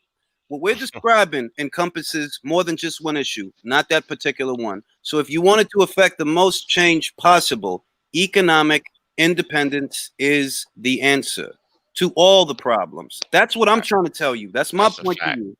Economic independence is a problem to underfunded schools, to police brutality, to legislature, to lawmakers and law enforcement. That is the solution to all of those problems in one fell swoop. And the problem is the misappropriation of wealth and the misappropriation of issues. So when we sit here and we talk about what's going on in America here today, right? Everybody's marching, right? How much change do you actually think that's going to affect on a greater scale? Zero. Right. Ain't changing shit because look, again, We got you. You got you. Can we agree on something? Do you guys think? Battle, the question is for you, Battle. The question is for you. They marched in Selma. They marched after that. And they marched and they marched and they marched and they marched. And it still keeps happening. That's telling me that marching is not the solution to the problem. Not necessarily. You know, it's they cardio on point. We got you. Dang, man. Dang. That cardio is fucking stupendous. That's why niggas good at running. Yeah, Always marching and shit. I swear this Yeah, I dude said is this dude has a megaphone for a throat. But anyway, I'm just saying, like, I swear that dude just yelled, bro. Can I communicate something? He said he got a delay, bro. Chill. Let me got a delay. My bad, y'all. I got a point. Look, y'all. I'm so sorry. I really do have like a 0.5 delay. This dude does not have a delay Okay, because he's cutting you off as soon as you make your points. No, I got a delay, man. I do have a delay. You responded right after. Why you taking it personal, man? You're not used to a strong black man talking to you, son? All right, Did you? You not used to? Yes, I'm a strong black man. Yes, my voice carries. So strong Yeah. black man equates to just yelling over people. I got you. No, it doesn't. Right, A strong black man knows numbers. A somebody. strong black man comes back with numbers and finance, shit of that nature. And by That's your what he definition, does. by your definition, a strong black man is H Money the Zone. So get out of here, bro. I can't freaking mess with you, bro. Okay, Wow. now listen, y'all. I had to mute y'all because y'all arguing. We not here to do that. I had to mute the both of y'all because y'all arguing. Y'all going back and forth making it about y'all. It's not about y'all too. All right. Now, what I want to communicate is that the reason that marching is ineffective is because people forgot what it was for. When they marched, they were boycotting the bus system. They hit them in the pocket. That's why they decided to walk. That's why they were marching. You know. Now, people here march today and they think, oh, it's about spreading awareness, not realizing, no, they were marching in the beginning, so they could hit them in the pocket. So unless you're hitting them in the pocket, you're not hitting them. Right. Also, hold on. Before y'all go battle, because I want to say this. I want everybody that's listening before this ends or whenever this ends to kind of take something away from this. We can sit up here and talk about what's going on, what's happening, what's bad, but there are some things that was said here today that people need to pull from this. Solutions, because solutions are the answer, bro. We can bash the things that's happening, racism and everything, but people actually offer solutions, and everybody that's in the struggle need to take this away. Ring IQ and DeMarcus kind of summed everything up, bro. Economic situation. If we can relieve our people of that, that's the key. The first step is these institutions, establishing these institutions. So our step to get there is establishing these institutions. How can we do that? We need to combine reparations. our finances. Reparations. Economic independence. If you want a solution that solves all the problems in one fell swoop, the answer is economic independence. Well, also, Ring IQ, you have to take into account. You said that, economic, as far as us putting money towards a cause, we need to be prepared and have the money to suit those causes. It's also the fact that battle. All right, this is what I want you to understand. You cannot be in a position to help anyone else if you cannot help yourself. Of course, exactly. It's also now hold on. It's bigger than that. Let me get this out. Don't be in a hurry to speak. Listen. I got you. Make yourself rich. Make yourself rich. D, make yourself rich. Virtuoso, make yourself rich. DeMarcus, he sound like he got some money, but get more of it. Make yourselves rich. Don't worry about everybody else. Before you worry about anyone, make yourself rich. Then you start affecting. Self-preservation. Self-preservation is the instinct that we have in common with fucking insects. Make yourself rich. Put yourself in a position to do things. Before you worry about anybody else's position and whatever they're doing, worry about yourself, no one else. And then you'll start to see it. If everybody had that mindset instead of waiting for something or someone or something or the aliens or fuck all that. Make yourself rich because that's what these rich motherfuckers are doing. I got you, Ring IQ. I was just saying that, there's some other issues that we could talk about. I mean, maybe you want to do it on another stream or we can do it here or, I was just saying I think you remember what I was talking about, the other issues. I think that as far as, as far as police officers getting prosecuted, that's another big issue because who you vote. No, that does mean a lot. The fact of the matter is prosecution because okay, you're getting prosecuted, but what about being charged? What about being convicted? The convicted rate among police officers is close to zero. Okay, now yeah, because wait. I can't believe you just said that, Virtuoso. Let me address what you're talking about. Do you know how you affect that? It's a very simple answer. Do you know how you affect that? I'll tell you. The black vote. That's how you affect that. No, wait. Let me finish, battle.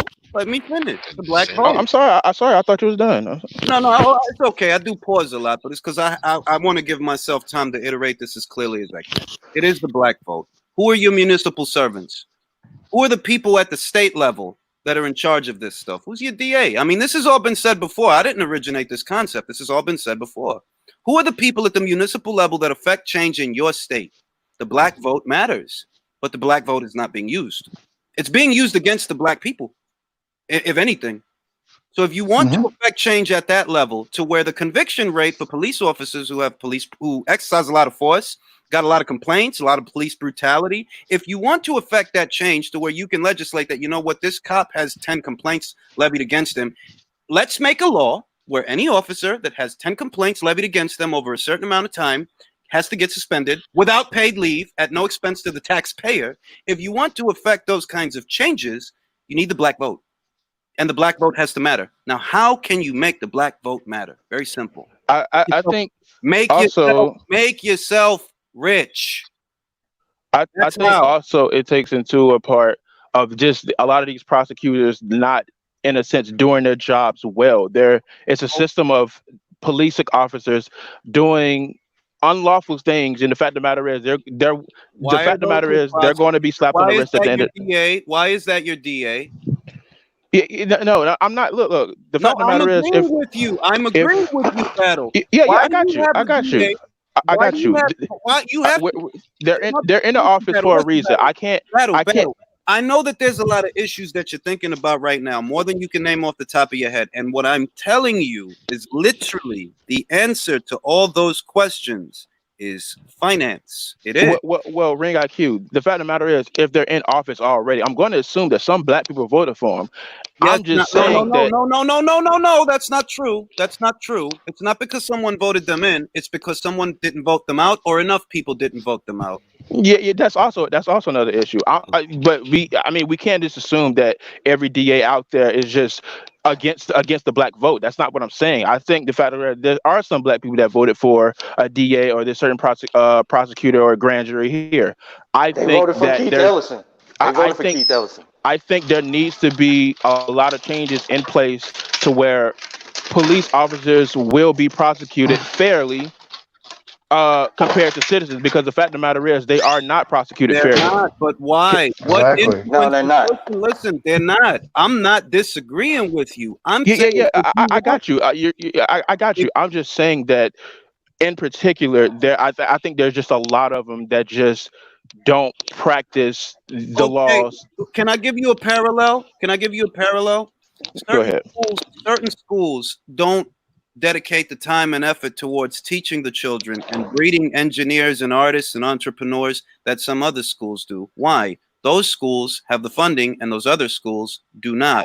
So in order to affect change at that level to where the next generation of children is smarter than the last, it takes finance. That has to happen at the individual level. At your level, you have to want to have the finances to live on your terms. Every single person on this panel has to have the finances to live on their terms. And if they can, then and only then can they start affecting change. So think of it like this, man. Okay, we understand that then there are physical limitations based on race, right? But what we have in common is human ingenuity, right? You think of it like a spark, right? You create a spark and you try to light a fire.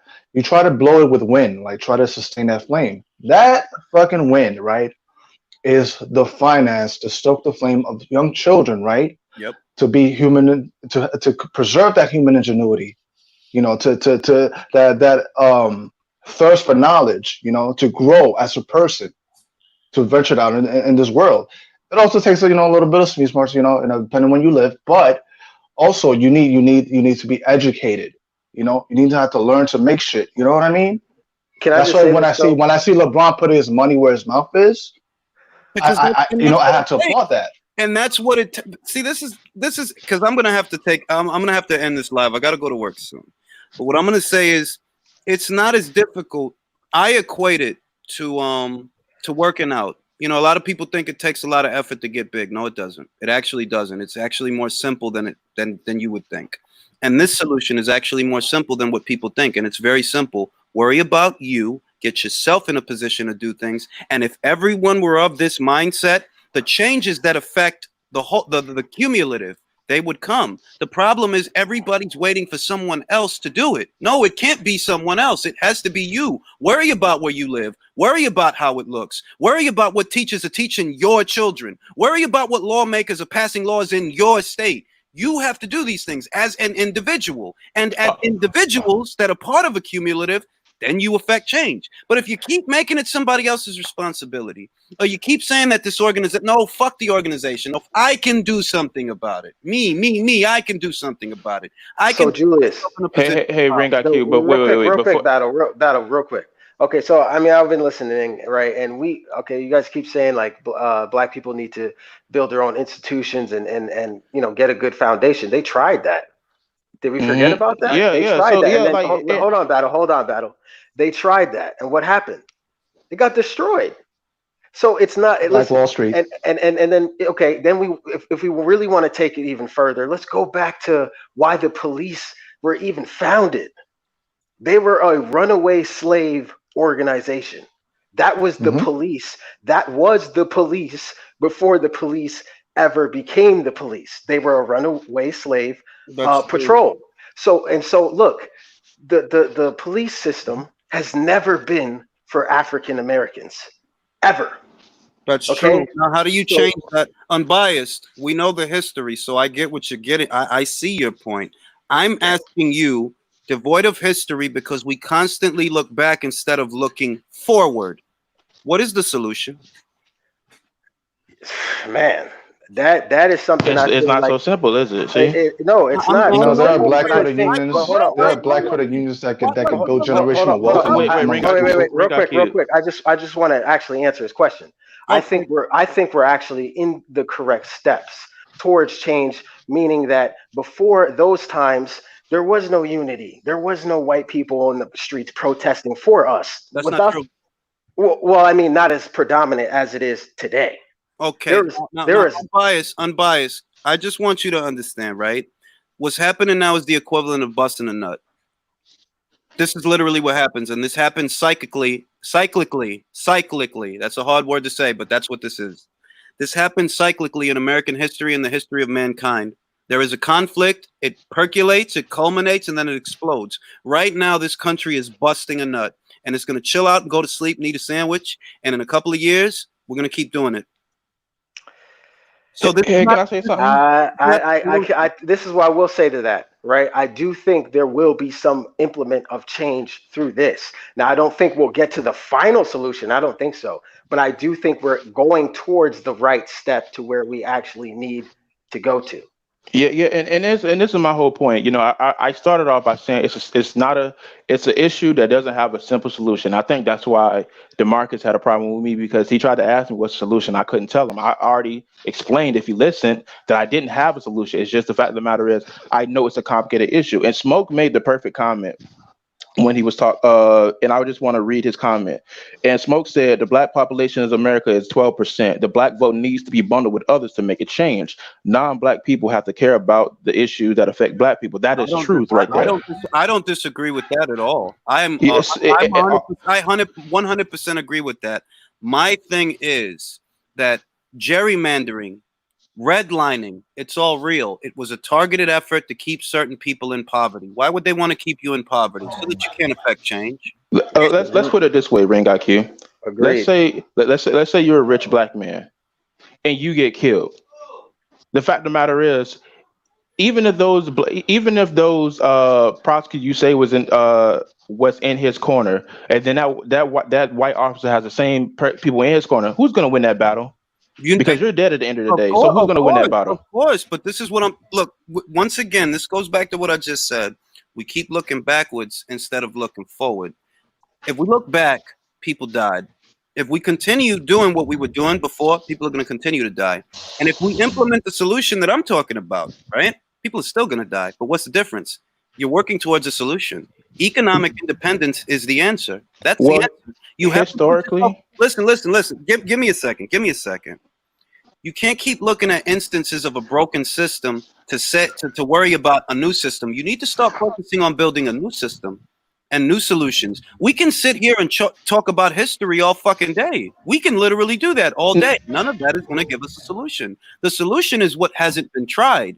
wealth, economic wealth, generational wealth at the individual level of individuals that are part of a cumulative. That's how you affect change, because that's how everybody else is doing it. That's what everybody else is doing. That's Wait, what's happening. wait. So look, Ring got Q. You remember he talked about Black Wall Street, right? What happened to that? Black Wall Street got burnt down. Granted, I don't Because and the I fact don't of the matter is, bro, I don't dismiss that. But when I ask you who's burning down Michael Jordan's wealth, who's burning down LeBron James's wealth, who's burning down the wealth of several black actors that are multimillionaires, you can't keep looking in the past and not do something now. no, wait. I look. That's not what I'm doing. I think the proper way to look at history is if you're trying to learn from mistakes, or if you're trying to look at history to say this has been done in the past for a great use, and I want to use that use to my advantage. I think that's the best way to use history to your advantage. And what I'm telling you, this is what I'm going to tell you. There was never anything stopping a black investor from buying those abandoned buildings in Harlem and turning them into housing for whoever the fuck he feels like housing. There was nothing stopping them from doing that. You understand? There were rappers listen to me. There were rappers getting money. There were football players, basketball players that could have easily came in with more startup money than those real estate companies had. But at the end of the day, it's those real estate companies that bought those buildings because the people didn't invest in themselves. So invest in yourself. Invest in yourself. That's I want to say Pennsylvania like that? real quick, Battle. I wanted to say Nipsey Hussle, right? He was doing something like that. He had a whole thing. I'm gonna buy back the block. I'm gonna buy back the hood. I'm gonna buy back, where I'm at. I want to buy it back. And I'm gonna just say this, right? And I don't really want to get into conspiracy theories or none of that type of shit, but it's very odd that, like, with that type of mind state, he was murdered, right? And I just think, like, or even the guy that had the cure for AIDS, and he was also a black man and then somehow he dies. It's like, I don't know. I'm just saying. I'm biased. I don't doubt what you're saying, because at the end of the day, it's true. Nobody wants to talk about how people are killing each other. Nobody wants to talk about that.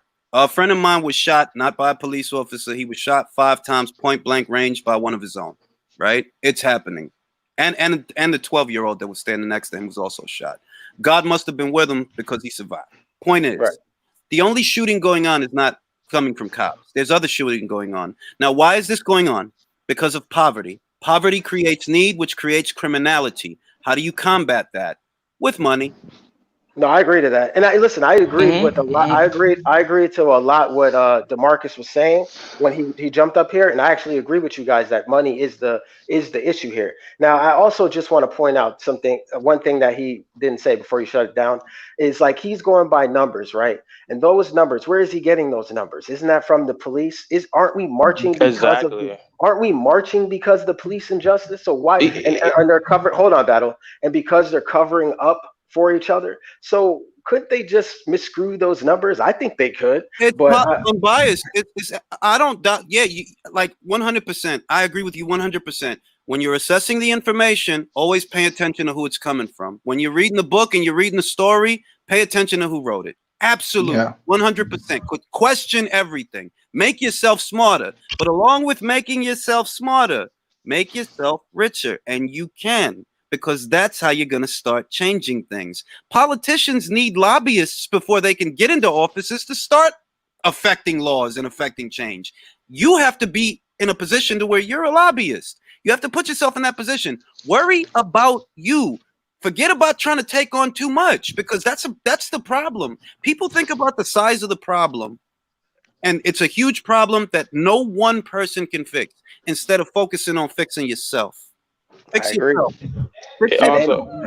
want to say that it's just weird, because our people, the people of color that are in higher places, it just seems like they don't really do what you're talking about, which is put their hand back. Like Manny Pacquiao, right? The guy got money, and what does he do? He goes back to his whole entire village and starts doing what he can for his people. Our people don't do that for us, and I can 100% agree to that notion. And I'm not disagreeing. If you was in Harlem in the early 90s, right? You would have seen abandoned buildings as far as the eye could see. I believe it was on St. Nicholas, certain parts of 8th Avenue. Abandoned buildings that could have easily been bought by a wealthy rapper that came from the area, came from the city, or a football player or a basketball player. But at the end of the day, those buildings were not bought by people that came from that community. As a result of that, those buildings weren't renovated and fixed for people in the community. So when you want to affect that kind of change that affects several people's lives, how many people's lives do you affect when you put up a building? At least 100, at least several hundred. When you're talking about affecting that kind of change, that has everything to do with wealth and putting yourself in a position to where you can make those decisions. If Battle has $5 million, nothing's stopping him from opening a chain of bodegas in Harlem or the Bronx. Nothing's stopping him. Nothing's stopping him. Also, bring IQ. I mean, I see many black people doing that. You know, Larry Holmes did that. Lil Snoop, before he got shot, was doing that. I mean, we had a mayor by the name of Al something, and that's exactly what he was doing. He was buying up a lot of properties, and you know, before he wasn't our mayor anymore. That's a lot of what he was doing. He was trying to put, you know, black people up front to the point where we can't hide anymore. We're up front, so we're not just going to be somebody that's just going to be, you know, in the back of the bus. That's not what we're going to be doing. I think the issue, you know, I think it's a good, you know, it's almost exactly what Smoke said. We need to get other people to support our cause, such as whites, Asians, you know, Mexicans, and, you know, Hispanics, to support our cause to the point where you no longer can you push this situation under the bus and say like, well, these police killings are very rare, so we shouldn't think about it. No, that's not the case. They wouldn't. Let me add this, Battle, because I'm gonna have to go. I really got to take a fucking piss, but I just got to say this. What we need to understand is this is about power, and the universal law about power is not given, power is taken. You cannot leave it to anyone. Power is taken. This is the history of power. Power is never given; it's taken. How do you take power? That's one way to start.